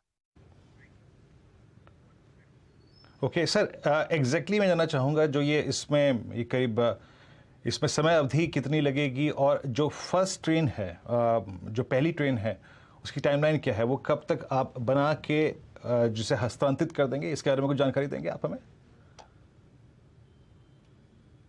तो 2 साल का टाइम है हमारे पास पहला रोल आउट करने के लिए। तो and we are already working के उसका जो ये जो इसका हमने 100 डेज प्लान बना के तैयार करके हम लोग चल रहे हैं उसके आगे। बिकॉज इसमें टाइमली डिलीवरी सबसे जरूरी इसमें वो है, because there are very strict timeline, strict penalties, and उसमें हमारी पूरी कोशिश यही रहेगी कि हम प्लान करके जाएं कि हमारा डिलीवरी समय से आगे हो, पीछे ना हो। आपने एक चीज मेंशन की थी, यहाँ पर आपको इन ट्रेन्स के मेंटेनेंस का भी ऑर्डर मिल रहा है, तो मेंटेनेंस का अमाउंट 9,600 करोड़ में जोड़ा हुआ है या फिर वो एडिशनल होगा, और रफली अगर एडिशनल होगा तो कितना पे आउट आएगा? अलग से है, उसका अलग से एनुअल पेमेंट है, एंड टोटल जो है वो करीबन 13,000 करोड़ का वो है 35 साल का। सर, ये जो कंसोर्शियम है ये L2 बिडर के तौर पर साबित हुआ, यानी कि आपको L1 बिडर ने जो कोट किया था उसे मैच करना होगा। इसका क्या आपके मार्जिन्स पर कुछ इम्पैक्ट आएगा? देखिए, हमारा ओरिजिनल प्राइस 140 करोड़ का था, जो L1 था वो 120 करोड़ का था, एंड उसको हमने मैच किया है। तो it has made it challenging, there is no doubt about कि ये चैलेंजिंग हो गया है, पर we are sure that this is the profitable order. Only thing is delivery is the key. अगर इसकी डिलीवरी हम समय से करें तो उसी लिए हमारी प्लानिंग अभी से लगी हुई है, हमारी टीम साथ में काम कर रही हैं, प्लान कर रही हैं। और जो आपने एक सवाल पूछा था केपेक्स का, उसकी भी प्लानिंग चल रही है, there is some capex to be done also, तो वो भी हमारी अभी प्लानिंग चल रही है, and we will ensure that we are ahead. Okay Singhal साहब, एग्जैक्टली जैसे कि हमने इस ऑर्डर के बारे में बात भी करी, रेलवे आपके लिए आज की तारीख में कितनी बड़ी अपॉर्चुनिटी है, और कितने बड़े बड़े प्रोजेक्ट्स या फिर जो ऑर्डर्स हैं आपको लगता है कि रेलवे क्षेत्र से मिल सकते हैं BHEL को? देखिए, रेलवे अब सारा क्लब करके रिक्वायरमेंट्स कर रहा है, तो अभी इनका एक और टेंडर अभी आ रहा है 100 ट्रेन सेट्स का, जो पुष्पुल का है, और लोकोस का एक और आ रहा है 800 लोकोस का। तो इन सब के लिए अभी हम इवेलुएट कर रहे हैं कि कैसे हम इसका क्वालिफाई करें, कैसे इसमें, because we are keen that we should now look at it as a very major business going ahead, because आप जानते ही हैं कि जो हमारा ट्रेडिशनल थर्मल कोल वाला वो तो आगे जाके कम होना है, तो उसका रिप्लेसमेंट हमको करना है और आगे हमको ग्रो और करना है। तो इसलिए ये एक मेजर एरिया लेकर हम आगे के लिए चल रहे हैं। अच्छा सर, एक चीज हमें अगर हम समझा सके, आप कह रहे हैं कि रेलवेज एक बहुत बड़ा पोटेंशियल है, वहां पर अच्छा खासा एक्सपोजर आपका बढ़ता हुआ दिखाई देगा, लेकिन पहले जब भी हम भेल की चर्चा करते थे आपकी कंपनी प्रमुख थी थर्मल इक्विपमेंट्स, पावर इक्विपमेंट्स के लिए, और धीरे धीरे करके हमने देखा है फिर आपने अपने बिजनेस को डाइवर्सिफाई किया है। इस समय थ्रस्ट नए सेगमेंट्स पर आए, चाहे वो न्यूक्लियर एनर्जी के ऑर्डर्स हो, हाइड्रोजन के ऑर्डर्स हो, सोलर हो, पावर हो, डिफेंस और अब रेलवेज हो। तो अगर हमें समझा सके किस तरह की ग्रोथ रफली देखने को मिलेगी, और आपका क्या इक्वल प्रेफरेंस रहेगी इन नॉन थर्मल बिजनेसेस में भी? तो मैं ये नहीं कहूंगा कि उसकी चर्चा भी नहीं हो रही है। अभी हमने एक ऑर्डर जो तालचेर वाला लास्ट ईयर आया वो लिया है, एक और सिंगरेनी का है जिसमें हम अभी L1 हैं। तो एंड हो क्या रहा है कि जो बीच में जैसे 2 से 3 साल तक, 3 साल के करीब बिल्कुल थर्मल में ऑर्डरिंग नहीं हुई, और अब फिर से अगले 4-5 साल में हम एक्सपेक्ट करते हैं काफी सारी ऑर्डरिंग होगी थर्मल में भी। सो ये एरिया इंपॉर्टेंट हमारे लिए रहेगा ही रहेगा। साथ साथ हमारा कोशिश ये है कि देखिए, लॉन्ग टर्म प्रोस्पेक्ट्स अगर आप देखें तो कोयला भी हम सब जानते हैं कि अगर ग्लोबल स्केल पे आप देखो तो सस्टेनेबिलिटी इश्यूज आ रहे हैं, तो उसका सब देखते हुए कोयला तो खत्म हो, कोयले का thermal power is going to go down. Now हमको, we are a engineering company, अगर हम अपने आप को देखें as a power sector thermal power company, then the business is going down, but if we say कि हम एक इंजीनियरिंग कंपनी है, हम इस देश की सबसे बड़ी इंजीनियरिंग कंपनी है, engineering manufacturing company. So from that perspective जो हमारी कैपेबिलिटीज हैं इंजीनियरिंग, डिजाइन, मैन्युफैक्चरिंग, उस पर फोकस करके there is a huge market ahead. तो इसीलिए हम ये देख रहे हैं कि धीरे धीरे हमारा जो उधर का बिजनेस है, रेलवे का, न्यूक्लियर साइड का, डिफेंस का, एरोस्पेस का, इन बिजनेसेस को हम ग्रो करने में लगे हुए हैं। तो ओवर अ पीरियड अभी हमारा जो नेक्स्ट टारगेट है वो ये है कि 50-50 हमारा शेयर आ जाए, 50% from thermal and 50% from the non thermal, और धीरे धीरे उसके आगे फिर that will further improve on the other side, because thermal in any case is going to decline ultimately. नहीं तो सिंघल साहब, जैसे कि एग्जैक्टली आपने कहा कि 50-50 है अभी, मतलब न्यू बिजनेसेस और 50% है आपका एग्जैक्टली थर्मल पावर इक्विपमेंट है। अगर भविष्य 50-50 है तो करंट मिक्स क्या है एग्जैक्टली सर? देखिए हमारे जो ऑर्डर्स हैं वो सारे लॉन्ग लीड ऑर्डर्स हैं, तो जो ऑर्डरिंग हो रही है और जो टर्नओवर और एग्जीक्यूशन हो रहा है उसमें एक लैग रहता है, डिफरेंस रहता है। तो आज की डेट में जो एग्जीक्यूशन अगर आप देखेंगे तो हमारा वही 75-80% करीब थर्मल से रहेगा, अगले साल में भी वही रहेगा, और उसके आगे जाके फिर ये चेंज होना शुरू हो जाएगा, बिकॉज ये जो ऑर्डर आ रहे हैं ये रोल आउट होने शुरू हो जाएंगे उस स्टेज पे, तब ये धीरे धीरे ये मिक्स चेंज होता जाएगा। ओके सिंघल साहब, एक चीज़ मैं पूछूं, जैसे कि 2006, 2007, 2008 तक कहानी बहुत स्ट्रांग थी आपके लिए, लेकिन ये पूरा का पूरा जो 2010 से लेकर 2020 तक का समय बीएचईएल के लिए काफ़ी डिफिकल्ट रहा, क्योंकि उस वक्त थर्मल पावर सेगमेंट में इक्विपमेंट सेगमेंट काफ़ी अच्छा नहीं कर रहा था आपके लिए। लेकिन अब ईवी, लेकिन अब सोलर, लेकिन अब रेलवे, अब नेवल, अब डिफेंस, क्या बीएचईएल एक स्ट्रॉन्ग रिकवरी पाथ पे है? आप ये बात कह सकते हैं जब ये नए ऑर्डर मिल रहे हैं और आप कह रहे हैं कि आगे जाके आपका जो न्यू सेगमेंट ऑफ बिजनेसेस हैं करीब 50% रेवेन्यू में कंट्रीब्यूट करेंगे, क्या बीएचईएल एक बहुत स्ट्रॉन्ग रिकवरी पाथ पे है? आप ये कह सकते हैं? Certainly, I think we should certainly say that. देखिए टफ टाइम्स अभी भी हमारे अगले साल तक भी कुछ रहेंगे, प्रॉब्लम रहेंगी, बिकॉज जो हमारे पुराने ऑर्डर्स हैं काफी लो मार्जिन के हैं, कुछ उसमें मटेरियल प्राइसेस बहुत बढ़ गई हैं, डिलेज हो गए हैं, तो उनको हम कोशिश कर रहे हैं किसी भी तरह से कंप्लीट करें, they have to be completed, execution has to be complete. तो उसमें हमारा पिछले 2 साल में भी यही कोशिश हमारी रही है। तो एग्जीक्यूशन हमने, जबकि with a declining order book, हमने एग्जीक्यूशन टनेज बढ़ाई है, क्वांटिटी बढ़ाई है, तो फोकस हमारा उस पर रहा है। तो आगे जाके ये हमारा जो सिचुएशन है ये इंप्रूव होगी। अच्छा सिंघल साहब, एक स्पेसिफिक एरिया पर मैं आपकी राय लेना चाहती हूँ, वो है आपके हरिद्वार में जो प्लांट्स है उसको लेकर। अब सवाल मैं इसीलिए पूछ रही हूँ क्योंकि हमारे कॉलीग वीरू भेल के हरिद्वार टाउनशिप से ही पले बड़े हैं, वहीं पर इनकी पढ़ाई हुई है, और काफी बार जब भेल की चर्चा होती तो इनकी टांग भी खींची जाती कि भेल के स्टॉक में हो क्या रहा है। आप मुझे बताइए, यहाँ पर जो हरिद्वार के 2 मैन्युफैक्चरिंग प्लांट्स है, एक तो हैवी इलेक्ट्रिक इक्विपमेंट वाला प्लांट और दूसरा जो आपका सेंट्रल फाउंड्री फोर्ज है, इन दोनों की अहमियत कितनी रहने वाली है आने वाले दिनों में, स्पेशली इस बदलते मैक्रो एनवायरनमेंट में, और जो बिजनेस मिक्स आपका बदल रहा है, या फिर यहाँ पर जो काम चल रहा है वो वैसे के वैसा ही रहेगा? देखिए प्लांट्स की इंपॉर्टेंस वही रहेगी, बिकॉज हरिद्वार प्लांट जो है वो हमारा डिफेंस का बड़ा मेजर, जो आपने अभी सुना डिफेंस के ऑर्डर जैसे सुना, वो सारा का सारा हरिद्वार में बनता है, जो एसआरजीएम हमारी बनती है। आगे जाकर भी हम उसमें देख रहे हैं कुछ और भी हम नई चीजें उसमें शिफ्ट कर रहे हैं।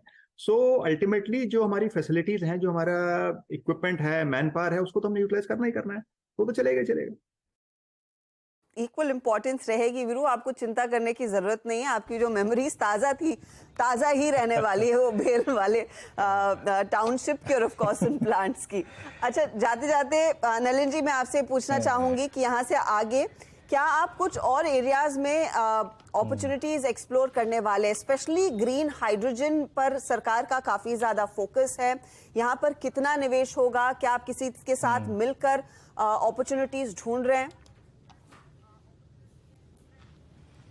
हम एक इसका सेंटर ऑफ एक्सीलेंस भी सेटअप कर रहे हैं, और इसमें इलेक्ट्रोलाइजर में और जो इसका स्टोरेज का है, जो कंपोजिट्स हैं, उन दोनों एरिया में हम आगे बढ़ रहे हैं, और कंसल्टेंट भी हमारा ऑलरेडी प्रोसेस चल रही है कंसल्टेंट इसमें अपॉइंट करने के लिए। तो बिकॉज फ्यूचर आगे जाकर हाइड्रोजन जो है ये बड़ा मेजर एनर्जी का आप देखें सेक्टर, तो hydrogen is the future of energy as we see today. तो इसलिए उस सेक्टर में हम जरूर अपने लिए जगह बनाएंगे। नलिन जी, बहुत बहुत शुक्रिया हमारे लिए समय निकालने के लिए, and all the very best आपके फ्यूचर प्लान्स के लिए। तो भेल का स्टॉक आउट परफॉर्म करता हुआ, कमेंट्री देखिए मजबूत है, हाइड्रोजन में बड़ा निवेश, इनफैक्ट नॉन थर्मल बिजनेस से अच्छी खासी पिकअप देखने को मिलेगी, और रेलवेज तो एक बड़ी अपॉर्चुनिटी है ही। 4% ऊपर अनुज वो स्टॉक, 4% ऊपर, लेकिन एकदम से फाइनेंशियल निफ्टी इंडेक्स जरा लेकर आई, एकदम से मैं देख रहा था इसमें, और जो वीकली एक्सपायरी वाला तो हल्का सा एक गेम प्ले यहाँ पर, और वो उसकी जरा मैं 19,200 की पुट देख रहा था, 7 रुपये से एक ही टिक में वो 24 रुपये पहुँच गई। कि जिस तरीके से एकदम से फाइनेंशियल निफ्टी जो है 19,200 के नीचे आया। और देखिए ये आज सुबह भी एक वार्निंग थी कि शायद फाइनेंशियल निफ्टी की वीकली एक्सपायरी हर ट्यूसडे को थोड़ा सा प्रेशर डालती है बैंक निफ्टी के ऊपर, और मैं देख रहा था कि प्रेशर एक्चुअली ये आ कहाँ से रहा है? नॉर्मली जो प्रेशर आता है ये HDFC ट्विंस की वजह से आता है, जो फाइनेंशियल निफ्टी पर जो वीकली एक्सपायरी का जो प्रेशर आता है। लेकिन इस बार देखें तो ICICI बैंक, उसके अलावा बजाज फाइनेंस और HDFC, ये कुछ स्टॉक्स हैं। जरा एक बार इंटरडे लेकर आइए। सबसे पहले ICICI बैंक लेकर आइए क्योंकि वो ऑलमोस्ट डे लो पर आ गया है, और उसके बाद IndusInd bank, HDFC, Bajaj finance, ये कुछ स्टॉक्स हैं जहाँ पर थोड़ा सा प्रेशर। 19,193 पर अब इस समय बैंक निफ्टी। तो ये एकदम से जो था, जो एक टिपिकल ट्यूसडे फैक्टर, हालांकि अभी 3 PM हुए नहीं है, उससे पहले ही एक मूव आ गया इसमें। लेकिन ब्रॉडर मार्केट में क्या शानदार स्ट्रेंथ है। मिड कैप इंडेक्स ज़बरदस्त तेज़ी के साथ काम कर रहा है। तो काम करते हैं, फिर फटाफट अपना 4 ट्रेड्स लेते हैं, 4 का चौका। सबसे पहले सस्ता ऑप्शन लेते हैं मानस से। मानस, बताइए क्या ट्रेड लेंगे आप? देखिए, सस्ता ऑप्शन के लिए अनुज जी मुथूट फाइनेंस पे ध्यान देना है। मुथूट फाइनेंस का 1030 वाला कॉल ऑप्शन लेंगे। 28 रुपए पे ट्रेड हो रहा है। 22 रुपए के स्टॉप लॉस यहाँ पर खरीदारी करनी है और 40 रुपए के टारगेट सेट करने हैं। और देखिए, रीजन ये है कि अगर आप देखेंगे तो मुथूट फाइनेंस मेरे ख्याल से 1070 से लोअर बॉटम बना रहा था 3 दिन पहले। 50 डे मूविंग एवरेज पे स्टॉक ने सपोर्ट लिया। अगर अब आप 60 मिनट चार्ट पे देखेंगे तो वहां पर अब आपको कंफर्मेशन दिखेगा हायर टॉप हायर बॉटम्स का। इसका मतलब ये है कि जो करेक्शन था वो कंप्लीट हो गया और अब एक नया मूव यहाँ से देखने को मिल सकता है, जिसमें मुथूट फाइनेंस 1060 के लेवल्स को टेस्ट कर सकता है। तो मुथूट फाइनेंस के 1030 में के कॉल ऑप्शन में खरीदारी करने की राय रहेगी। मुथूट फाइनेंस के 1030 के कॉल में तेजी करने की सलाह, ये आपके लिए ट्रेड। स्वाति, आपका FNO सुपरस्टार? मैं पावर ग्रिड पे बाय कॉल देना चाहूंगी हर्षदा जी, क्योंकि ये काउंटर में कल हम लोग ने देखा था एक डोजी पैटर्न फॉर्मेशन है, आज उसका ओपन लो सेम है, प्लेसमेंट काफी स्ट्रांग है, अपवर्ड राइजिंग चैनल में चल रहा है, इंपॉर्टेंट मूविंग एवरेजेस के ऊपर वेल प्लेस है, जो भी इंपॉर्टेंट पैरामीटर्स टेक्निकली देखते हैं सब फुलफिल कर रहे हैं। तो मुझे लगता है इसमें काफी स्ट्रांग पोटेंशियल है अपसाइड में 255 के लेवल टेस्ट करने की। करंट लेवल 240 के रेंज में चल रहा है। स्ट्रिक्ट स्टॉप लॉस रखेगा 235 का फॉर इमीडिएट टारगेट ऑफ 255। आपकी स्क्रीन पे पावर ग्रिड में आप एक लॉन्ग ट्रेड पिक कर रही हैं और 241.55 पे स्ट्रॉन्ग मूव देता हुआ इस वक्त पावर ग्रिड डे हाई की ट्रैजेक्टरी में आके। अब चलते हैं अमित सेठ जी के पास, उनका 4 का चमत्कार पिक करने के लिए। अमित, बताइए क्या पिक करेंगे आप? जी वीरेंद्र जी, मैं ग्रासिम के साथ जाना चाहूंगा। ग्रासिम के स्ट्रक्चर में अगर देखें तो मूविंग एवरेजेस इसके अलाइंड हो चुके हैं और higher high higher low in place है। स्टॉक अपना लास्ट स्विंग हाई भी क्रॉस कर रहा है, तो ट्रेंड यहाँ पे चेंज हो गया है। 1738 का प्राइस है, इसे बाय करें फॉर अ टारगेट ऑफ 1775 और स्टॉप लॉस लगभग रखेंगे 1715 रुपए का।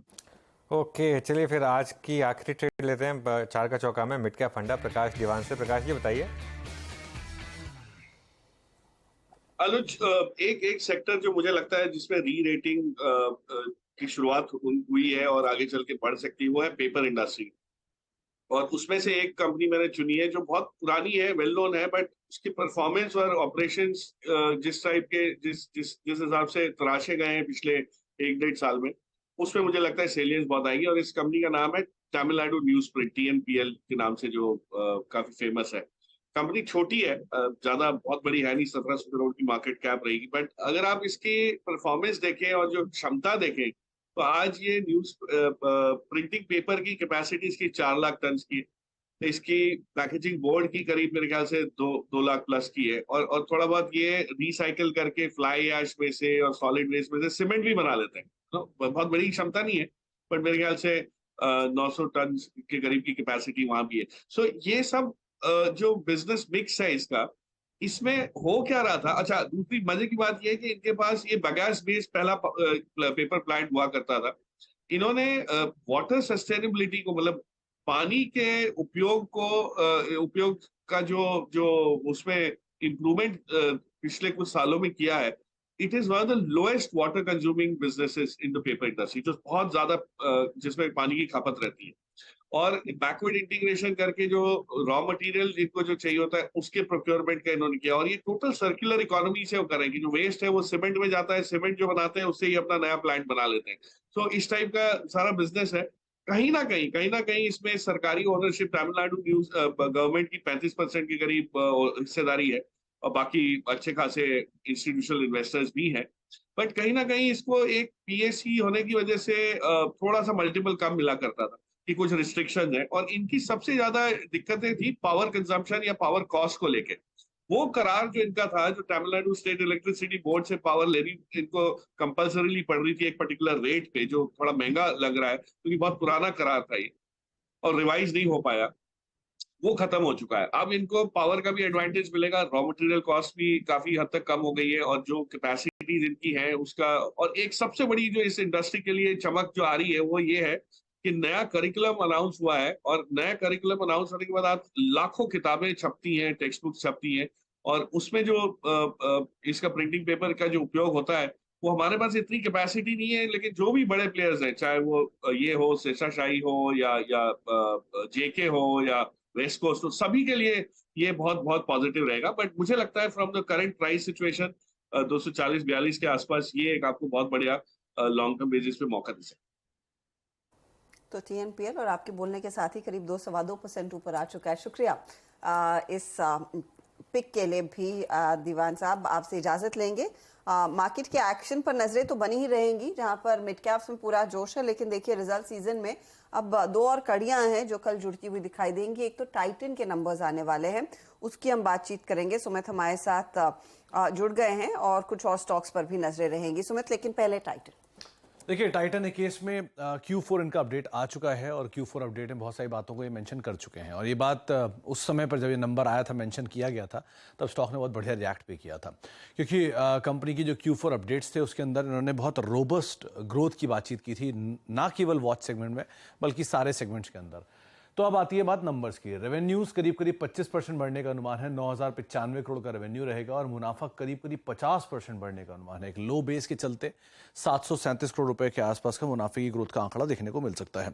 मार्जिन 10.5% से 11.5%, और एबिटा 782 करोड़ से 1,056 करोड़ रुपए इस तिमाही में आने का अनुमान है। जो चीज़ें ऑलरेडी मेंशन है उसके हिसाब से इन्होंने ज्वेलरी स्पेस में 12% के आसपास की ग्रोथ की बातचीत, वॉचेस में 10 से 11% की ग्रोथ की बातचीत, आईवेयर में 15 से लेकर 17% के आसपास की ग्रोथ की बातचीत, जो कि कंपनी ने ओवरऑल स्टैंड लोन रेवेन्यू में 25% ग्रोथ की बातचीत पहले मेंशन कर दी है, और ज्वेलरी में 23% की YOY बेसिस पे ग्रोथ की बातचीत की थी लो बेस के चलते। तो एक अच्छे नंबर्स रहने का अनुमान है। पार्ट क्या क्रूशल रहेगा, पहले तो इनके स्टोर कैसे एक्सपैंड कर रहे हैं, दूसरा गोल्ड प्राइसेस का स्पाइक कितना इंपैक्ट करके गया, तीसरा ओवरसीज मार्केट में कैसी इनकी परफॉर्मेंस रही, और नए सेगमेंट में स्पेशली टेनेरा, परफ्यूम्स, ये स्पेस जो है वो कंपनी के लिए अभी कैसा कामकाज कर रहा है। तो कमेंट्री पार्ट क्रूशल रहने वाली है, लेकिन कुछ हद तक चीज़ों को बाजार ने ऑलरेडी डिस्काउंट कर लिया इनकी अच्छी उम्मीदों की अपडेट के बीच में। तो ये बात हुई टाइटन की, इस पर फटाफट से एक टेक चेक ले लेंगे। अमित, बताइए आपकी अप्रोच क्या रहेगी? स्टॉक शांत रहा है इस क्वार्टर में, ज्यादा कुछ बड़े स्विंग्स नहीं देखने को मिले हैं। जी हर्षिता मैम, हमने टाइटन में एक मूव डेफिनेटली देखा है। नीचे के लेवल से लगभग 2500 से मूव स्टार्ट हुआ था 2650 पे, तो ट्रेंड अभी भी मजबूत है, कोई इसमें वीकनेस नहीं है। इनफैक्ट कोई अगर डिप आता है लगभग 2625 के आसपास, तो फिर एक लॉन्ग पोजीशन फिर से बनाई जा सकती है। तो सलाह इसमें ये रही है कि बाय ऑन डिप्स की रणनीति इसमें करें। इसमें लगभग 2600 का स्टॉप लॉस रखेंगे, और टारगेट्स मेरे ख्याल से 2700 तक के पॉसिबल है इसमें टाइटन में। ओके, चलिए ये बात हो गई टाइटन की। एक और स्टॉक जो ऑलमोस्ट एक टाइम पे निफ्टी कैंडिडेट भी था, हेवल्स, अब उसकी बात कर लेते हैं। उसके भी नंबर्स आने वाले हैं। सुमित, यहाँ क्या एक्सपेक्ट करें? देखिए, हेवल्स के केस में क्योंकि जैसा स्टॉक रिएक्ट कर रहा है पिछले कुछ समय में, वैसे ही इस नंबर्स भी आने का अनुमान है। बिल्कुल फ्लैट साइड पे ये नंबर्स भी बाजार अनुमान लगाकर चल रहा है YOY बेसिस पर। 8% रेवेन्यू बढ़ने का अनुमान, 2% इबिटा गिरने का अनुमान, यानी कि बिल्कुल फ्लैट YOY बेसिस पर। मुनाफे और मार्जिन में मार्जिन 10% पे कांस्टेंट रहने का अनुमान है, और मुनाफा भी बिल्कुल फ्लैट 353 करोड़ रुपए के आसपास बाजार अनुमान लगा रहा है। YOY बेसिस पे शायद ये नंबर देखने को मिल सकता है। वीक साइड पर डिमांड है, लेकिन उसके बावजूद भी नंबर्स बिल्कुल फ्लैट रहेंगे, क्योंकि बेस इफेक्ट यहां पर देखने को मिल सकता है। वायर, केबल, स्विच गियर, ये 3 स्पेस के अंदर एक अच्छा पिकअप आने का अनुमान बाजार लगा रहा है, क्योंकि लास्ट ईयर में वो कुछ फायर का इशू आया था जिसकी वजह से कंपनी के नंबर्स में इंपैक्ट था लास्ट क्वार्टर में। तो अब इस बार शायद क्यू ऑन क्यू बेसिस पे नंबर्स वहां पिकअप करेंगे। कमोडिटी प्राइसेस नीचे हैं, तो उसका एक इंपैक्ट कंपनी के मार्जिन पर शायद बेटर साइड पर देखने को मिल सकता है। और लॉयड का स्पेस, क्योंकि जो समर डिमांड है वो लॉयड के उस पर इफेक्ट करके गई होगी, तो लॉयड की परफॉर्मेंस कैसी रहती है।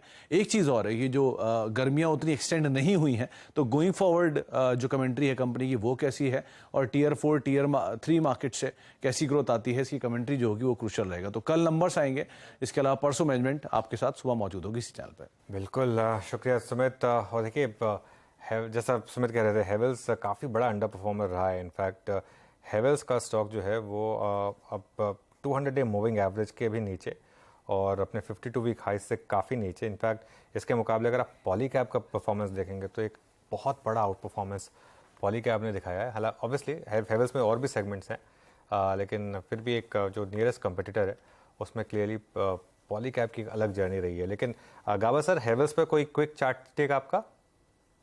बिल्कुल, हेवल्स चार्ट साइडवेज जोन पर है लेकिन बायस बुलिश है। मेरे ख्याल से डिप्स बायबल है, अगर लोअर लेवल मिलते हैं या फिर 12, 37, 38 पार कर ले, वो एक अच्छी जगह बन जाएगी बाय के लिए। तो मेरे ख्याल से अब साइडवेज जोन है, विद बायस बुलिश है। लेकिन यस, हेवल्स।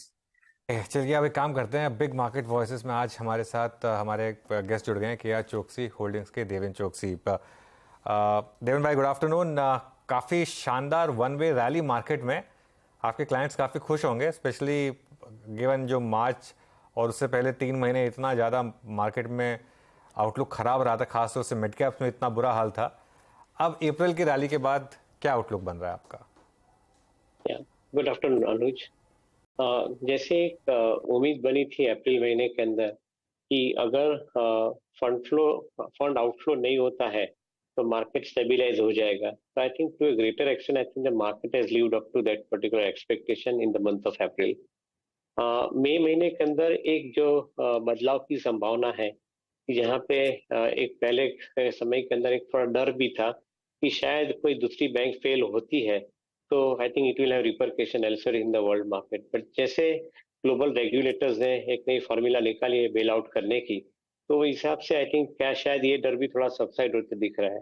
तो as of now, as long as I think we are having the stable flow of money into our markets, both from domestic side as well as from the global side, मैं ऐसा समझता हूँ कि I think traders और investors market के अंदर relatively more comfortable रहेंगे and I think they already started returning. So hopefully I think the market would remain stable at this level. We have been telling clients to exercise little bit of caution in the companies के जहाँ पे valuation उसके समय से आगे चल रहे हैं, तो उनके अंदर थोड़ा शायद हम लोग ने कॉशन रखा है। और at the same time we believe that जो बड़ी कंपनियां हैं जिसके अंदर प्राइस करेक्शन सिग्निफिकेंट आया था, उसके अंदर जहाँ पे वैल्यू प्रोपोजिशन में सुरक्षित दिख रही है, वहाँ पे हम आई थिंक ज्यादा रिकमेंड कर रहे हैं इन्वेस्टमेंट करने के लिए। So overall view positive है, but we are remaining relatively selective about investing in companies which are under different coverage in different sectors rather. Fair enough Deven, लेकिन अब तक के जो नंबर्स आए हैं, बाय फार एक सेक्टर जो लाइमलाइट में सबसे ज्यादा आया है वो ऑफ कोर्स बैंक्स हैं। यहाँ पर आप लोगों ने क्या नंबर्स के बाद एलोकेशन बढ़ाया है, और अगर हाँ तो किस स्टॉक पर ज्यादा इस समय वेटेज रख रहे हैं? So हर्षदा, आई थिंक जिस हिसाब से कॉर्पोरेट बैंकिंग स्टैक के अंदर I think sustain credit growth बन रहा है, करीबन 20% के ऊपर रिटेल क्रेडिट के अंदर, और ऑलमोस्ट आई थिंक 20% के आसपास का ग्रोथ कॉर्पोरेट क्रेडिट के अंदर जो बन रहा है, that gives us lot of confidence in its sustainability. और जैसे हम देखते रहे कि इकोनॉमी $5 ट्रिलियन और बाद में 10 या 12 साल के अंदर $10 ट्रिलियन की बनती है, बैंकिंग क्षेत्र के अंदर कारोबार काफी हद तक अच्छा रहेगा। एज ऑफ नाउ अपनी लायबिलिटी बुक्स मैनेज कर रहे हैं, वो हिसाब से I think we are putting our maximum amount of typical focus on those banks, and that is where some of the larger corporate banks like HDFC, banks like ICICI, even for that matter Kotak and Axis now. I guess I think these are some of the areas where we feel more comfortable putting our money. Appreciation wise देखा जाएगा तो शायद 15 से 20% या even 25% appreciation is possible in some of the cases, but in corrective market जब भी opportunity मिलती है वहाँ पे ये banks I think relatively safe रहेंगे इन्वेस्ट करने के लिए। ऐसा हमारा पोर्टफोलियो के अंदर हमने स्ट्रक्चरिंग किया हुआ है। So weightage allocation is definitely more on this side of the activity. Okay, चलिए अच्छा देवेन, एक इन्फोसिस को लेकर अब आपका क्या व्यू बन रहा है? क्या यहाँ पर अब प्राइस डैमेज जितना होना था वो हो चुका है या अभी और होना बाकी है? क्या फर्स्ट क्वार्टर के नंबर्स देखने के बाद ही कोई कॉल ली जाए या एक वैल्यू बाइंग की जाए? यहाँ पर 3 दिन में पिछले हमने देखा है कि थोड़ी बार्गेन बाइंग तो हुई है यहाँ पर। अनुज, डेफिनेटली बार्गेन बाइंग बनती है। इन्फोसिस की एक स्ट्रेटेजी रही है, वो साल की शुरुआत के अंदर अपने जो गाइडेंस है वो काफी म्यूटेड रखते हैं और subsequently once they pass by every quarter उनका गाइडेंस थोड़ा इंप्रूव होकर बनता है।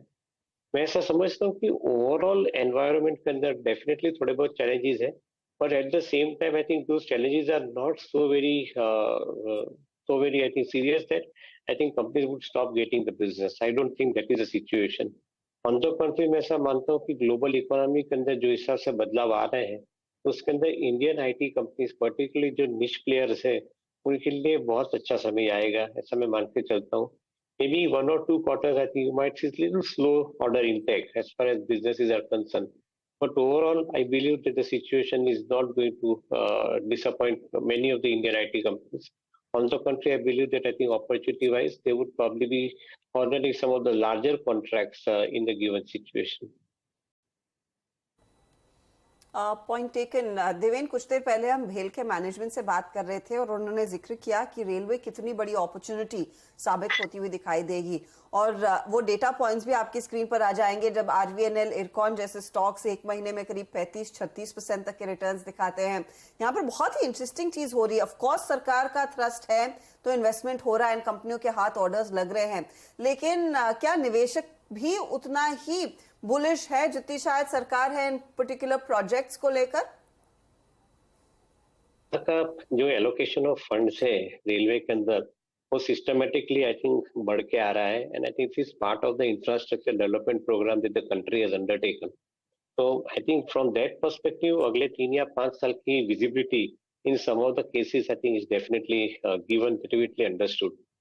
जो एक चैलेंज रहेगी रेलवे स्टॉक के अंदर जहां पे इन्वेस्टर को थोड़ा बहुत एक कॉशन एक्सरसाइज करना पड़ेगा, railway business is basically one on a very competitive pricing.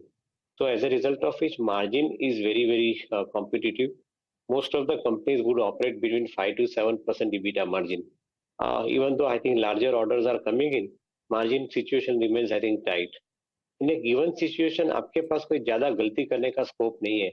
अगर ऐसे company if you fail to deliver on margin front, then probably I think the stock market will punish you badly. And that's where investor will have to remain little bit more careful in selecting those companies in their portfolio. Which means that I think market में जब भी corrective price मिलते हैं तभी आप by करने का अपना एक एलोकेशन करें रेलवे स्टॉक्स के अंदर, ना कि मार्केट के अंदर यूफोरिक चलता है तभी आप उनके भाव में ले लें और then I think will have to wait for longer period of time. So yes, understanding is clear. Business condition wise, they are very strong. On margin front, investors will have to exercise their caution. एक आखिरी सवाल मेरी तरफ से, auto कंपनियों के sales के आंकड़े देखे होंगे आपने, थोड़े मिक्स रहे हैं, शेयर्स काफ़ी स्ट्रॉन्ग रहे हैं ऑफ कोर्स पिछले कुछ महीनों में। यहाँ आपका क्या व्यू होगा देवेन? तो Anuj, I think overall commercial vehicle segment के ऊपर मैं ऐसा मानता हूँ कि एक ऐसी सिचुएशन अगले महीने में आने की संभावना है कि जहाँ पे अच्छी स्क्रैपेज पॉलिसी का इम्प्लीमेंटेशन के बाद अच्छी एक ऑर्डर बुक खुलने की एक संभावना है। And should that situation happen then you might see in some cases in some category commercial vehicle के अंदर शायद आपको वेटिंग पीरियड देना पड़ेगा। I think that is the kind of situation we are getting into as far as commercial vehicle is concerned. And that is where I believe that I think the first preference or the choice would be to buy commercial vehicle stock in the portfolio and sit tight on those stocks for next 3 years. They will probably reward you maximum.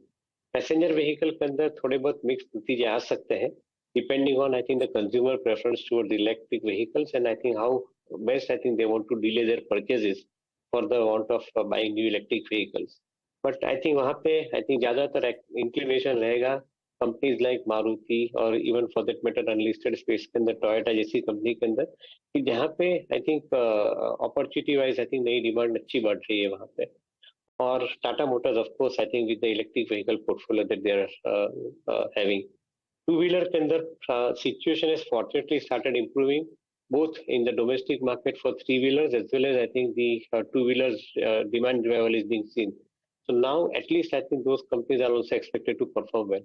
So in this priority, commercial vehicle, passenger vehicle and 2-wheeler, in this priority, I think the portfolio should be added with these stocks in the portfolio. Vehicles में आप कह रहे हैं खरीद के 3 साल के लिए आप बैठे रहें, अच्छे रिटर्न्स बनेंगे, लेकिन देवेन क्या यही रणनीति एफएमसीजी कंपनियों के लिए भी कारगर साबित होगी जहां पर वो एल नीनो के आने का डर है, if not immediately a little letter during the year उसका इम्पैक्ट साफ होता दिखाई देगा। और थोड़ा थोड़ा कंपनियों ने कहा है कि रूरल मार्केट में डिमांड लौट रही है। इधर आपकी पोजीशनिंग कैसी रहेगी? In fact, I am very bullish about the possibility of higher demand coming from the smaller towns, smaller cities, and particularly जो टॉप 30 cities आप छोड़ देते हैं तो उसके पीछे जो डिमांड की सिचुएशन बनी है वो काफी हद तक स्ट्रांग बनी है। और मैं ऐसा समझता हूँ कि जो एफएमसीजी कंपनीज अपनी रीच बना के बैठी है ये सेगमेंट के अंदर, ये सेक्टर के अंदर या एसीपीज के अंदर, मैं ऐसा समझता हूँ कि उनके लिए समय बहुत अच्छा जा रहा है। I think definitely they are not seeing the lullness in demand. On the contrary, I am seeing the possibility of higher amount of volume improvement for them. So ये एक possibility हम पकड़ के चलते हैं। दूसरी तरफ प्राइस स्टेबलाइज होने के कारण आई थिंक मार्जिन के ऊपर जो नेगेटिव इम्पैक्ट का जो पहले सिचुएशन बनता था तो सिचुएशन शायद अभी इमीडिएटली हम नहीं देख रहे हैं। मे बी जैसे एल नीनो जैसी बात कर रहे हैं हम, वहाँ पे शायद कोई अनटूवर्ड सिचुएशन बनती है, then probably we'll have to revise our estimate, but that may be I think 3-6 months kind of a disappointment. मैं ऐसा समझता हूँ कि given the strong story of FMCG companies for the growth, अगर कोई कारण सर मार्केट के अंदर प्राइसेस में बदलाव आते हैं या आई थिंक मार्केट प्राइस नीचे आते हैं स्टॉक्स से, तो some of the companies like Lever और for that matter Britannia, Nestle, I think they remain relatively more stronger candidates from investment perspective. Okay Devendra, शुक्रिया जुड़ने के लिए आज हमारे साथ और बात करने के लिए हमारे साथ। चलिए ये बात हो गई, अब थोड़े मार्केट फंडामेंटल्स पर अब यतिन के पास चलते हैं और डीलिंग रूम से क्या फीडबैक मिल रहा है ये जान लेते हैं। Yatin, good afternoon. Good afternoon. और जो पहला स्टॉक है रेडार पे वो है ग्लेनमार्क। डीलर्स को लगता है स्टॉक काफ़ी ओवरबॉट है आरएसआई के एनालिसिस पे, और यहाँ अगर हम देखें तो स्टॉक में थोड़ा बहुत डाउनटिक आज ही देखने को मिला है। इनफैक्ट अनवाइंडिंग आपको देखने को मिल रही है लॉन्ग पोजीशंस की। डीलर्स की अगर आप माने तो 540 से लेकर 545 तक के टारगेट्स यहाँ देखने को मिलने चाहिए। ऑब्वियसली स्टॉक फ्यूचर थोड़े प्रीमियम पे है, तो कहीं ना कहीं डीलर्स यहाँ एक एसटीबीटी की रणनीति सुझा रहे हैं अपने क्लाइंट्स को। दूसरा स्टॉक है पीएफसी। आज स्टॉक में ओपन इंटरेस्ट का लगभग 10% का बदलाव हुआ है। डीलर्स को लगता है पोजिशनली यहाँ 4 से 5% स्टॉक में मोमेंटम रहना चाहिए, क्योंकि अगर हम बॉर्डर लाइन प्रोबेबिलिटी देखें इस टाइम एमएससीआई की, तो हिंदुस्तान एरोनॉटिक्स के बाद जो सेकंड मोस्ट प्रोबेबल कैंडिडेट है वो है पीएफसी। इसका एमएससी इंक्लूजन हो सकता है। नेक्स्ट वीक एमएससीआई की रिव्यू बैठक है मई 12 तारीख को, तो कहीं ना कहीं उसके पहले थोड़ी बहुत एक्टिविटी स्टॉक में देखी जा रही है, और ये लॉन्ग बिल्डअप शायद कल भी बना रहे, ऐसा डीलर्स का मानना है। ओके, पीएफसी बाय, और आपकी स्क्रीन पे पीएफसी डे हाई की ट्रैजेक्टरी में ट्रेड करता हुआ। कुछ देर पहले भी इस स्टॉक को हमने डिस्कशन में शामिल किया था। पीएफसी एक स्ट्रॉन्ग क्लोज की तरफ बढ़ता 173.65। याद रखिएगा ये क्लोज इसके करियर का I think second best highest trajectory है। मींस इसने वर्ष अक्टूबर 2010 में एक हाई लगाया था करीब 194 रुपये का, नहीं 192 रुपये 60 पैसे का। उसके बाद लगभग आप समझ लीजिएगा कि 13 साल के बाद एक बार फिर से 13 साल के बाद की हाईएस्ट ट्रैजेक्टरी में 173.65। इससे पहले का हाई था जुलाई 2017 का, उससे पहले का हाई था करीब सितंबर 2014 का, यानी 2010 के बाद 13 साल के हाईएस्ट क्लस्टर पे क्लोज होता हुआ पीएफसी। चलिए अब बीटीएसटी रेट्स को शुरू करते हैं। याद रखिएगा निफ्टी थोड़ा सा बैकफुट पे आया है और आपकी स्क्रीन पे इस वक्त करीब आ चुका है 18,144 पे। तो वो 18,200 की ट्रैजेक्टरी उसने एक बहुत स्ट्रॉन्ग सप्लाई जोन के तौर पे काम किया, and same is the case with 43,500।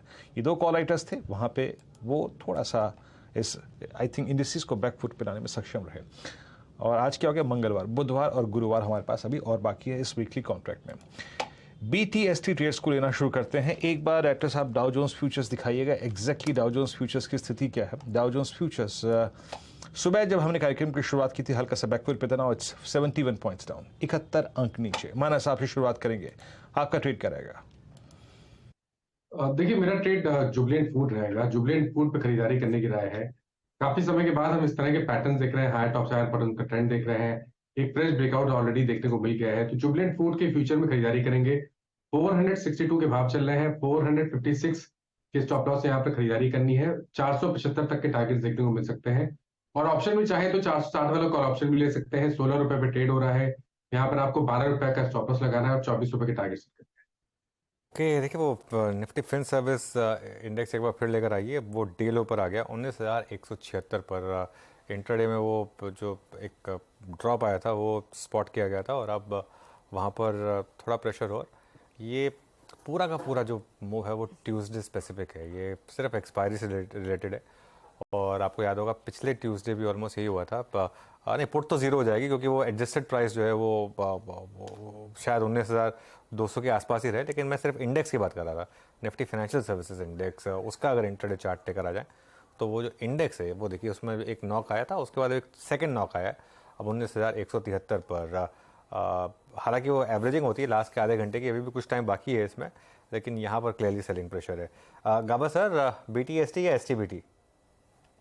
IT क्षेत्र से है इन्फो एज, बढ़िया मूव है, ट्रेड करे 3805 पर। मेरे ख्याल से ये 3,900 की तरफ जा रहा है इन्फो एज। स्टॉप होगा 3780 इन्फो एज। तो इन्फो एज में एक अपॉर्चुनिटी आपको दिख रही है। अमित, आपका ट्रेड क्या रहेगा? FSL में एक स्ट्रॉन्ग मूव नजर आ रहा है। FSL पिछले 3 से 4 दिनों पे कंसोलिडेट कर रहा था और आज की कैंडल इसकी काफी शानदार है। मोमेंटम काफी स्ट्रॉन्ग है। फर्स्ट सोर्स सोल्यूशन में 119 का प्राइस है, टारगेट्स लगभग रहेंगे 123 के और स्टॉप लॉस छोटा सा 117 रुपए का रहेगा। तो फर्स्ट सोर्स में एक अपॉर्चुनिटी और 170 के लिए एक मौका। रुचित, आप क्या ट्रेड ले रहे हैं?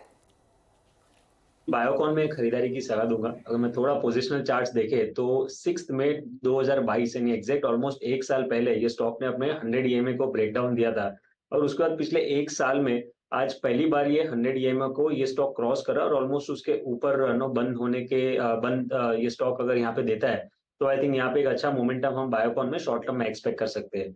सो बायोकॉन यहाँ पे खरीदारी की सलाह रहेगी 234 के नीचे स्टॉप लॉस रखे 248 तक के टारगेट्स के लिए। ओके, बायोकॉन पर इस समय एक बाय कॉल। चलिए अब इस क्लोज को समझ लेते हैं। देखिए हर्षिता, मैं एक चीज़ कहूँगा, आज नॉर्मली फाइनेंशियल सर्विसेज इंडेक्स का अगर एक्सपायरी नहीं होती तो बैंक निफ्टी इससे थोड़ा बेटर रहता है एक शेड। क्लोजिंग अभी भी ठीक है, ये क्लोज जो है 18,142। अच्छा, अभी एक दिन और मार्केट के पास कल फील्ड ओपन है। कल मेरे ख्याल से शायद एक और गैप अप हो सकता है मार्केट में, क्योंकि मोमेंटम इतना स्ट्रांग है। प्लस जो फेड की मीटिंग है वो आज शुरू हो रही है और रिजल्ट उसका कल शाम को आएगा। तो कल का पूरा दिन बाकी है, तो मेरे ख्याल से आप एक चाहें तो आज एक बार और बैंक निफ्टी को कैरी करके देख सकते हैं कि कल किस तरीके का मूड आ रहा है, और फिर शायद एक प्रॉफिट बुकिंग का चांस देगा। निफ्टी में आज काफ़ी स्ट्रेंथ रही है कंपेरेटिवली, और निफ्टी की स्ट्रेंथ में आज क्लियरली इन्फोसिस का बहुत बड़ा सहारा है। एक बार जरा निफ्टी का कॉन्ट्रीब्यूशन चार्ट लेकर आइए आप। सुबह जब हमने शुरुआत की थी तो उसमें नोटिस किया था कि जो टॉप 3 कॉन्ट्रीब्यूटर्स थे वो सारे के सारे नॉन फाइनेंशियल नेम्स थे या नॉन बैंक निफ्टी नेम्स थे निफ्टी की कॉन्ट्रीब्यूशन में। उसमें सबसे ऊपर रिलायंस था, नंबर 2 पर इन्फोसिस था और नंबर 3 पर लार्सन एंड ट्यूब्रो था। अभी नंबर 1 पर इन्फोसिस 22 पॉइंट का कॉन्ट्रीब्यूशन, 16 पॉइंट का कॉन्ट्रीब्यूशन रिलायंस का और 7 पॉइंट का कॉन्ट्रीब्यूशन ICICI बैंक में। मुझे लग रहा है निफ्टी IT में अभी भी 2-3% की रैली बाकी है। वो एक मीन रिवर्जन ट्रेड है 200 डे मूविंग एवरेज की तरफ जाने के लिए। मुझे लग रहा है निफ्टी में शायद आप एक कैरी कर सकते हैं अपनी पोजीशन, क्योंकि कल मुझे लग रहा है कि मार्केट में कोई ज़्यादा बहुत बड़ी गिरावट आने के चांसेस नहीं है। इनफैक्ट अगर किसी भी कारण हल्की सी गिरावट भी आई तो बाय हो जाएगी मेरे ख्याल से। एक अपॉर्चुनिटी बाय की साफ दिख रही है। अच्छा, क्योंकि आपने रिलायंस इंडस्ट्रीज मेंशन किया और आज शाम को वो अपडेट आ जाएगा कि शेयर होल्डर्स के सामने जो जियो फाइनेंशियल सर्विसेज को डीमर्ज करने का प्रस्ताव है, ये कितना ड्राइव कर सकता है? दैट्स अ पर्टिकुलर क्वेश्चन अनुज, क्योंकि स्टॉक अब तक बहुत शांत रहा, नतीजे अच्छे थे लेकिन तब भी शांत ही था। देखिए, अगर ये चीज आपको पता है, मुझे पता है, तो सबको मार्केट भर में पता है। It's just a formality। हाँ, तो मेरे ख्याल से जितना ड्राइव इसने करना था कर चुका है ये। और यह बात आपकी सही है कि मतलब नंबर्स वगैरह आ गए, लेकिन वैसे रिलायंस ना अगर आप 1 महीने का चार्ट देखें तो ठीक ठाक चला है। एक्चुअली 52 वीक लो तक आ गया था ये स्टॉक, रिजल्ट के बाद उतना नहीं चला, लेकिन मतलब वैसे अगर आप देखें ठीक ठाक मतलब स्टॉक चला है। लेकिन मुझे लगता है कि सिर्फ इस न्यूज़ के बेसिस पर यहाँ से और ज़्यादा मूव आ सकता है। इससे ज़्यादा मैं रिस्ट्रिक्ट रखूंगा अपने आप को बोलने से, क्योंकि फिर वो थोड़ा डिस्क्लेमर वाला इम्पैक्ट आ जाता है। लेकिन क्योंकि मार्केट का सबसे बड़ा स्टॉक है इसके लिए, और आपने सवाल पूछा तो मैंने जवाब दिया, लेकिन मेरे ख्याल से मोर और लेस प्राइस है। अब इसमें कुछ इस वजह से कुछ और रैली आने की उम्मीद नहीं है। इस खबर पर तो रैली नहीं आएगी। रुचित, किन लेवल्स के ऊपर आपका कॉन्फिडेंस बढ़ जाएगा रिलायंस इंडस्ट्रीज में ट्रेड लेने को? आई थिंक 2400 ऑलरेडी एक रेजिस्टेंस था जो ये स्टॉक ने सरपास कर दिया है। तो अब क्या होगा कि जब भी कोई डिक्लाइन आएगा तो जो प्रीवियस रेजिस्टेंस था 2400 का वो कोई भी डिक्लाइन पे सपोर्ट बनाएगा। सो आई थिंक रेजिस्टेंस तो ऑलरेडी क्रॉस हो चुका है, तो ये स्टॉक एक स्लो एंड ग्रेजुअल अपमूव आपको दिखाएगा। कोई बड़ी मूव एक साथ में शायद ना आए, लेकिन बाय ऑन डिप्स की स्ट्रैटेजी स्टॉक में रख सकते हैं। 2400 2420 तक का भी छोटा सा डिक्लाइन मिलता है तो वहां पे ये स्टॉक में फ्रेश खरीदारी भी की जा सकती है। ओके, रिलायंस आपकी स्क्रीन पे, और इस सभी प्रकार के डिस्कशन के बाद एक बार फिर से स्टैंडर्ड डिस्क्लेमर आपकी स्क्रीन पे। इस चैनल का स्वामित्व और प्रबंधन रिलायंस इंडस्ट्रीज होल्ड करते हैं। कोई भी trade view, short, long, sideways, उस ट्रेड पर एक निजी राय ज़रूर सम्मिलित करें। एक बार मार्केट ब्रेथ देखते हैं। देखिए, ये दिन मोर और लेस रहा कंसोलिडेशन के नाम, but no not exactly for Nifty IT. Nifty IT ने एक बहुत स्ट्रॉन्ग क्लोज दिया। सुबह जब मैं ये आंकड़ा देख रहा था 9:33 पे, उस वक्त 33 लॉन्ग थे और करीब 102 शॉर्ट कवरिंग थी। अब 87 लॉन्ग्स हैं टुवर्ड्स क्लोजिंग और करीब 58 शॉर्ट कवरिंग।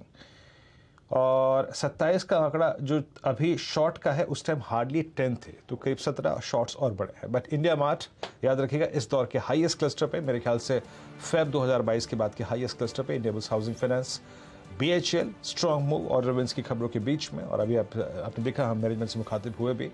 ONGC सुबह से काफ़ी स्ट्रॉन्ग। REC इस दौर के हाईएस्ट क्लस्टर पे, यानी ऑलमोस्ट आप समझ लीजिए 6 साल के हाईएस्ट क्लस्टर पे क्लोज हुआ ये स्टॉक। स्ट्रॉन्ग OI बिल्डअप इन स्टॉक्स में और सेकेंड डे ऑफ सीरीज देखा गया। शॉर्ट कवरिंग ट्रेंड में रही AU स्मॉल फाइनेंस बैंक में रही जुबिलेंट फूड्स पिछले लगभग समझ लीजिए कि 10 दिन से। दरअसल इसमें शॉर्ट काफ़ी कवर हुआ था लास्ट मंथ का भी, अप्रैल का भी, और जो शॉर्ट्स रोल ओवर हुए थे मई की सीरीज में वो अभी तक हमने कटने का क्रम देखा है। LTI माइंट्री और टेक महिंद्रा, ये 2 मिड कैप आई थे स्टॉक्स, माफ कीजिएगा LTI माइंट्री, ये आपकी स्क्रीन पे लगभग 3% का बिल्डअप यहाँ पे था और शॉर्ट कवरिंग यहाँ पर देखी गई। माफ कीजिएगा OI घटा यहाँ पर 3% गेन था। मैं माफी चाहूँगा शब्दों के लिए अपने। शॉर्ट बिल्डअप था RBL बैंक में पोस्ट अर्निंग्स। अतुल लिमिटेड याद रखिएगा केमिकल बास्केट में सबसे बड़ी पिटाई यहीं पर ही हुई आज। 4.5% स्टॉक कोलैप्स हुआ और शॉर्ट बिल्डअप काफ़ी था यहाँ पे। यूनाइटेड ब्रेवरीज दरअसल शुक्रवार को बहुत स्ट्रॉन्ग मूव था। हीरो मोटर कॉर्प लगभग 2.5% नीचे रहा आज पोस्ट अर्निंग्स और माफ कीजिएगा सेल्स फिगर्स के बाद। और एक्साइड यहाँ पर भी आज थोड़ा सा रुझान कमजोर था, क्योंकि ऑटो बास्केट अगर आप सिर्फ एक ऑटो को छोड़ दें तो आज बैकफुट पे ही था। बाकी ग्लेनमार्क फार्मा, अशोक लेलैंड, भारतीय एयरटेल, ब्रिटानिया और MRF, ये कुछ ऐसे काउंटर्स थे जहाँ पे लॉन्ग्स थे वो कैश में कन्वर्ट हुए। याद रखिएगा भारतीय एयरटेल और ब्रिटानिया लास्ट वीक बहुत स्ट्रॉन्ग मूव देखे गए थे। आपको याद होगा Nifty FMCG index all time high पे क्लोज हुआ था, उसने काफ़ी स्ट्रॉन्ग मूव दिया था। और अब थोड़ा ब्रिटानिया में अनवाइंडिंग है। और एक स्टॉक में और मार्क करना चाहूँगा यहाँ पे, let's bring Cipla at 920। Okay, बहुत स्ट्रॉन्ग मूव तो नहीं है, बट याद रखिएगा ये इस दौर की जो अपनी सबसे बड़ी सप्लाई ट्रेजेक्ट्री है 920 924, उसको टेस्ट कर रहा है। माइनस इस क्लोजिंग के मतलब क्या है सिप्ला के लिए, क्योंकि एग्जैक्टली इन्हीं 10 दिन के हाइज के बीच में आपका परसिस्ट करता है 50 डे एक्सपोनेंशियल मूविंग एवरेज, लेकिन क्लोजिंग के वक्त ये स्टॉक काफी एवर्ट करता हुआ। आपका व्यू सिप्ला पे इस वक्त? देखिए, आज की क्लोजिंग को देख के ऐसा लग रहा है कि शायद स्टॉक तैयार हो गया है 50 डे मूविंग एवरेज को ब्रेक करने के लिए, क्योंकि काफी समय से हम देख रहे हैं कि स्टॉक 20 डे मूविंग एवरेज पे सपोर्ट तो ले रहा है, लेकिन 50 डे मूविंग एवरेज को ऊपर की तरफ रीच नहीं कर पा रहा है। तो अगर ये एक बार 930 के ऊपर निकलेगा तब तो आपको 960 970 तक की रैली देखने को मिल सकती है। आई थिंक यहाँ पर एक लॉन्ग ट्रेड ले सकते हैं। 904 रुपए का स्टॉप लॉस लगा के एक चांस लेना चाहिए। करंट लेवल्स पे खरीदारी करिए। पहला टारगेट 940 रुपए और उसके बाद शायद 960 965 तक के स्तर भी आपको देखने को मिल सकते हैं सिप्ला में। ओके, तो सिप्ला में एक अपॉर्चुनिटी। अच्छा, एक स्टॉक जिसका जिक्र बीच में हुआ है वो है इंटरग्लोब एविएशन। जाते जाते इस पर नजर डाल लेते हैं। 2-2.25% के गेन्स हैं, 6-7% का OI एडिशन, और कुछ अपडेट्स आ रहे थे कि गो एयर ने दरअसल अगले 3-4 दिनों के लिए फंड्स की कमी के चलते अपने सारे प्लेन्स दरअसल ग्राउंड कर दिए हैं। तो एक का लॉस तो दूसरे का फायदा। इंटरग्लोब एविएशन सेकेंड हाफ में साइजेबली गेन्स दिखा रहा है। अमित, जाते जाते ये ट्रेड भारा है कि नहीं? जी डेफिनेटली मैम, स्ट्रक्चर काफी पॉजिटिव है, क्लोज भी काफी अच्छा है। अगर किसी की कोई पोजीशन है तो डेफिनेटली बने रहे। 2100 से 2120 के टारगेट्स पॉसिबल हैं। स्टॉप लॉस 2048 का रखेंगे हम इसमें। Okay, InterGlobe aviation. और अगर मैं क्लोजिंग के आधार पे, जैसे कि हमने देखा कि करीब करीब 58 लॉन्ग्स थे, 58 अगर आप देखें शॉर्ट कवर थे। अगर सबसे बड़े सेक्टर्स को देखूं जिसमें आज OI एडिशन हुआ, इट्स ऑटो। याद रखिएगा ऑटो में आज सबसे बड़ा लॉन्ग बिल्डअप हुआ 6.3% with 0.3% price buildup. Bajaj auto 5%, याद रखिएगा बजाज ऑटो अपने ऑल टाइम हाई पे क्लोज हुआ है। बॉश 7.2%, उसके बाद मदरसन सुमी मारुति में 3.4% और टीवीएस मोटर्स में लगभग 10% का buildup. So in terms of OI additions TVS motor long side में सबसे स्ट्रांग और हीरो मोटर कॉर्प में शॉर्ट साइड में सबसे बड़ा बिल्डअप हुआ है। और ऑटोमोबाइल्स के बाद अगर आप बैंकिंग को देखें तो यहाँ पे बैंकिंग में आज दो स्टॉक्स ने काफी अच्छा मूव दिया। एयू स्मॉल फाइनेंस बैंक 2.5% का ओआई बिल्डअप लगभग 3.5% ऊपर रहा और IDFC first bank post numbers भी यहाँ पे कोई कोलैप्स की परिस्थिति नहीं थी। स्टॉक स्ट्रॉन्ग रहा, स्टेबल रहा और टेक्नोलॉजी स्पेस में याद रखिएगा तीसरे पायदान पर ओआई एडिशन हुआ। हालांकि कोफोर्ज की काफी पिटाई हुई, कोफोर्ज आज करीब 1% नीचे था। ह्यूज शॉर्ट बिल्डअप हुआ है यहाँ पे। बाकी ओरेकल फाइनेंशियल सर्विसेज, टीसीएस और साथ ही साथ इंटेलेक्ट, ये 3 स्टॉक्स ऐसे रहे जिनमें काफी स्ट्रॉन्ग लॉन्ग बिल्डअप हुआ।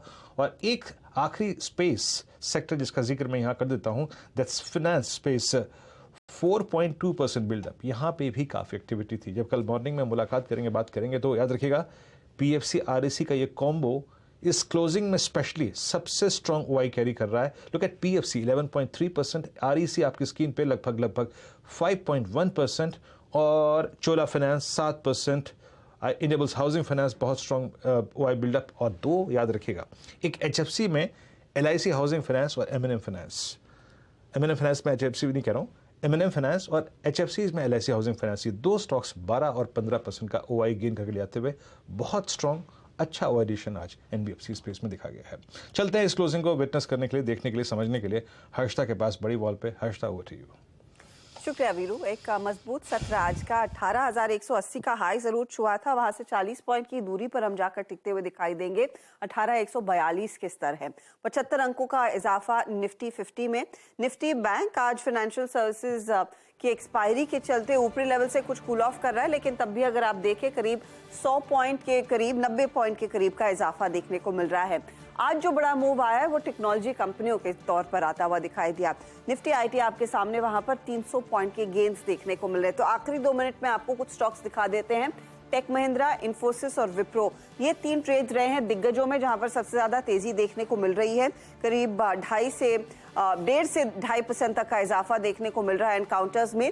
यही नहीं, कोफोर्ज जैसे ट्रेड्स, फर्स्ट सोर्स जैसे ट्रेड्स जो रेकमेंड भी हुए हैं इस कार्यक्रम के दौरान और इनकी चर्चा हुई, उनमें भी एक्टिविटी थी। कोफोर्ज मैं आपको दिखा रही हूँ क्योंकि यहाँ पर दरअसल एक ब्लॉक डील हुई है करीब 16 लाख शेयरों की, उसके बाद स्टॉक कुछ करेक्ट होता हुआ, लेकिन फर्स्ट सोर्स में हमने देखा एक अच्छा खासा ट्रेंड तेजी का बनता दिखाई दिया है। टाइटन, जिसके कल नतीजे आएंगे, लास्ट आवर ऑफ ट्रेड में थोड़ा सा अपटिक आना शुरू हुआ था, नियरली 1% के गेंस पर जाकर टिक रहा है। लेकिन इसी के साथ एक और टाटा ग्रुप कंपनी रेडार पर रही है आज, वो है टाटा स्टील, जिसके नतीजे बाजार बंद होने के बाद आएंगे। अनुमान यही है कि प्रेशर देखने को मिल सकता है और वो फैक्टर इन करता हुआ मार्केट, हालांकि 2% ऊपर है ये काउंटर। मेटल्स में हमने देखा है हिंडाल्को, जेएसडब्ल्यू स्टील जैसे काउंटर्स थे जहां पर तेजी की पोजीशंस बनती हुई दिखाई जरूर दी हैं। तो मेटल इंडेक्स भी एक पॉजिटिव साइड पर ट्रेड दिखाने में कामयाब। आज खुलने के साथ ही ओएनजीसी के ट्रेड में हमने देखा कुछ तेजी की पोजीशंस बनती दिखाई दी और वो दिन भर कायम थी। 3-3.5% की गेंस पर दरअसल ये काउंटर जा टिका है। हम बात कर रहे थे भेल की, मैनेजमेंट भी हमारे साथ इस कार्यक्रम में जुड़ा और आज की क्लोजिंग देखिए करीब 4% के गेंस के साथ ये स्टॉक टिकता हुआ दिखाई दे रहा है। कमिंस जैसे काउंटर्स, सीमेंस जैसे काउंटर्स, जो बाकी कैपिटल गुड प्लेयर्स हैं, वहां पर भी हमने देखा है कुछ खरीदारी के अंश जरूर नजर आए हैं। एडवांस डिक्लाइन रेशियो तेजी वाले स्टॉक्स के फेवर में, क्योंकि मिड कैप्स का एक भरपूर योगदान रहा है आज फिर तेजी की तरफ, लगभग 300 पॉइंट ऊपर वो इंडेक्स। अब आपके लिए लेकर आते हैं हीट मैप और यहाँ पर आपको साफ दिखाई देगा कि दिग्गजों में क्या तेजी बनती दिखाई दी है। तो ज्यादातर समय हमने तेजी में बिताया है। कुछ ऐसे काउंटर्स थे जहां पर दबाव देखने को मिला और उसमें हीरो मोटोकॉर्प, बिक्री के आंकड़ों में दबाव, तो स्टॉक 2.5% नीचे। अल्ट्राटेक के नतीजों के बाद कुछ प्रॉफिट बुकिंग होती हुई, कोटक के नतीजों के बाद भी कुछ प्रॉफिट बुक होती हुई दिखाई दिया है। इसके अलावा बजाज फाइनेंस, फिनसर्व में हमने देखा सेल साइड की पोजीशंस थोड़ी सी आज एक्टिव होती हुई दिखाई दी है। लेकिन ओएनजीसी, टेक महिंद्रा गेनर्स में शामिल, एचडीएफसी लाइफ में अच्छी तेजी देखने को मिली। एनटीपीसी, मारुति के नंबर्स के बाद हमने देखा है परफॉर्मेंस काफी बढ़िया। इन्फोसिस की हम बात कर रहे थे 2% ऊपर। बैंकों में आप गौर करें तो एक्सिस बैंक की तरफ से हमने देखा कुछ तेजी की पोजीशंस बनती हुई आज जरूर दिखाई दी है और आईसीआईसीआई बैंक भी थोड़ा सा योगदान दे रहा था तेजी की तरफ, करीब 0.5% के गेंस। लेकिन एचडीएफसी बैंक, इंडसइंड, कोटक की तरफ से जो प्रेशर आया है उसके चलते निफ्टी बैंक पर दबाव बनता दिखाई दे। एसबीआई भी इनफैक्ट ये भी साइडलाइन पर ही था, करीब 0.5% का नुकसान। कुल मिलाकर आज का दिन इस हफ्ते का पहला कारोबारी सत्र 18,134 पर हम जाकर टिकते हुए दिखाई दे रहे हैं। लगभग 70 अंकों की बढ़त पर यह क्लोज आया है। चलिए सीधा सौदा में आशीष और नीरज का जो मुकाबला रहा उसमें रिटर्न्स क्या बने हैं, किन स्टॉक्स में सबसे ज्यादा कमाई हुई है, वो आपकी स्क्रीन पर आता हुआ। जिंदल ड्रिलिंग 5.5% नीचे नंबर्स पर ये रिएक्शन। IDFC फर्स्ट, पराग और सोम डिस्टिलरीज आशीष ने पिक किए थे तेजी की तरफ। वहीं आप देखिएगा नीरज के भी आउट परफॉर्मर्स कौन से थे। एक तो ऑफकोर्स अतुल ऑटो, नंबर जो बिक्री के आंकड़े आए थे उसका दबाव। RVNL आज का टॉप परफॉर्मर 10% ऊपर। देवयानी इंटरनेशनल, सफायर फूड्स दूसरे तेजी वाले ट्रेड्स साबित हुए हैं। कुल मिलाकर आज का दिन मजबूती वाला और मिड कैप्स ने फिर आउट परफॉर्म किया 300 पॉइंट की तेजी के साथ। बिल्कुल, और क्लियरली बुल चार्ज अभी भी इंटैक्ट है हर्षिता, और despite last half an hour का थोड़ा सा एक वोलेटिलिटी और फिर निफ्टी की एक्सपायरी की वजह से, लेकिन मार्केट के लिए कल एक क्लियर डे, कल पेनल्टीमेट डे भी है वीकली सीरीज का, और परसों फिर डी डे, क्योंकि परसों हम रिएक्ट करेंगे वो ऑल इम्पॉर्टेंट फेड आउटकम पर। फिर देखते हैं कि किस तरीके का मूड बनता है। वीरो जी हाँ, बीत गया मंगलवार, नहीं गए 18,200 के पार, अब बुधवार का इंतजार। नमस्कार।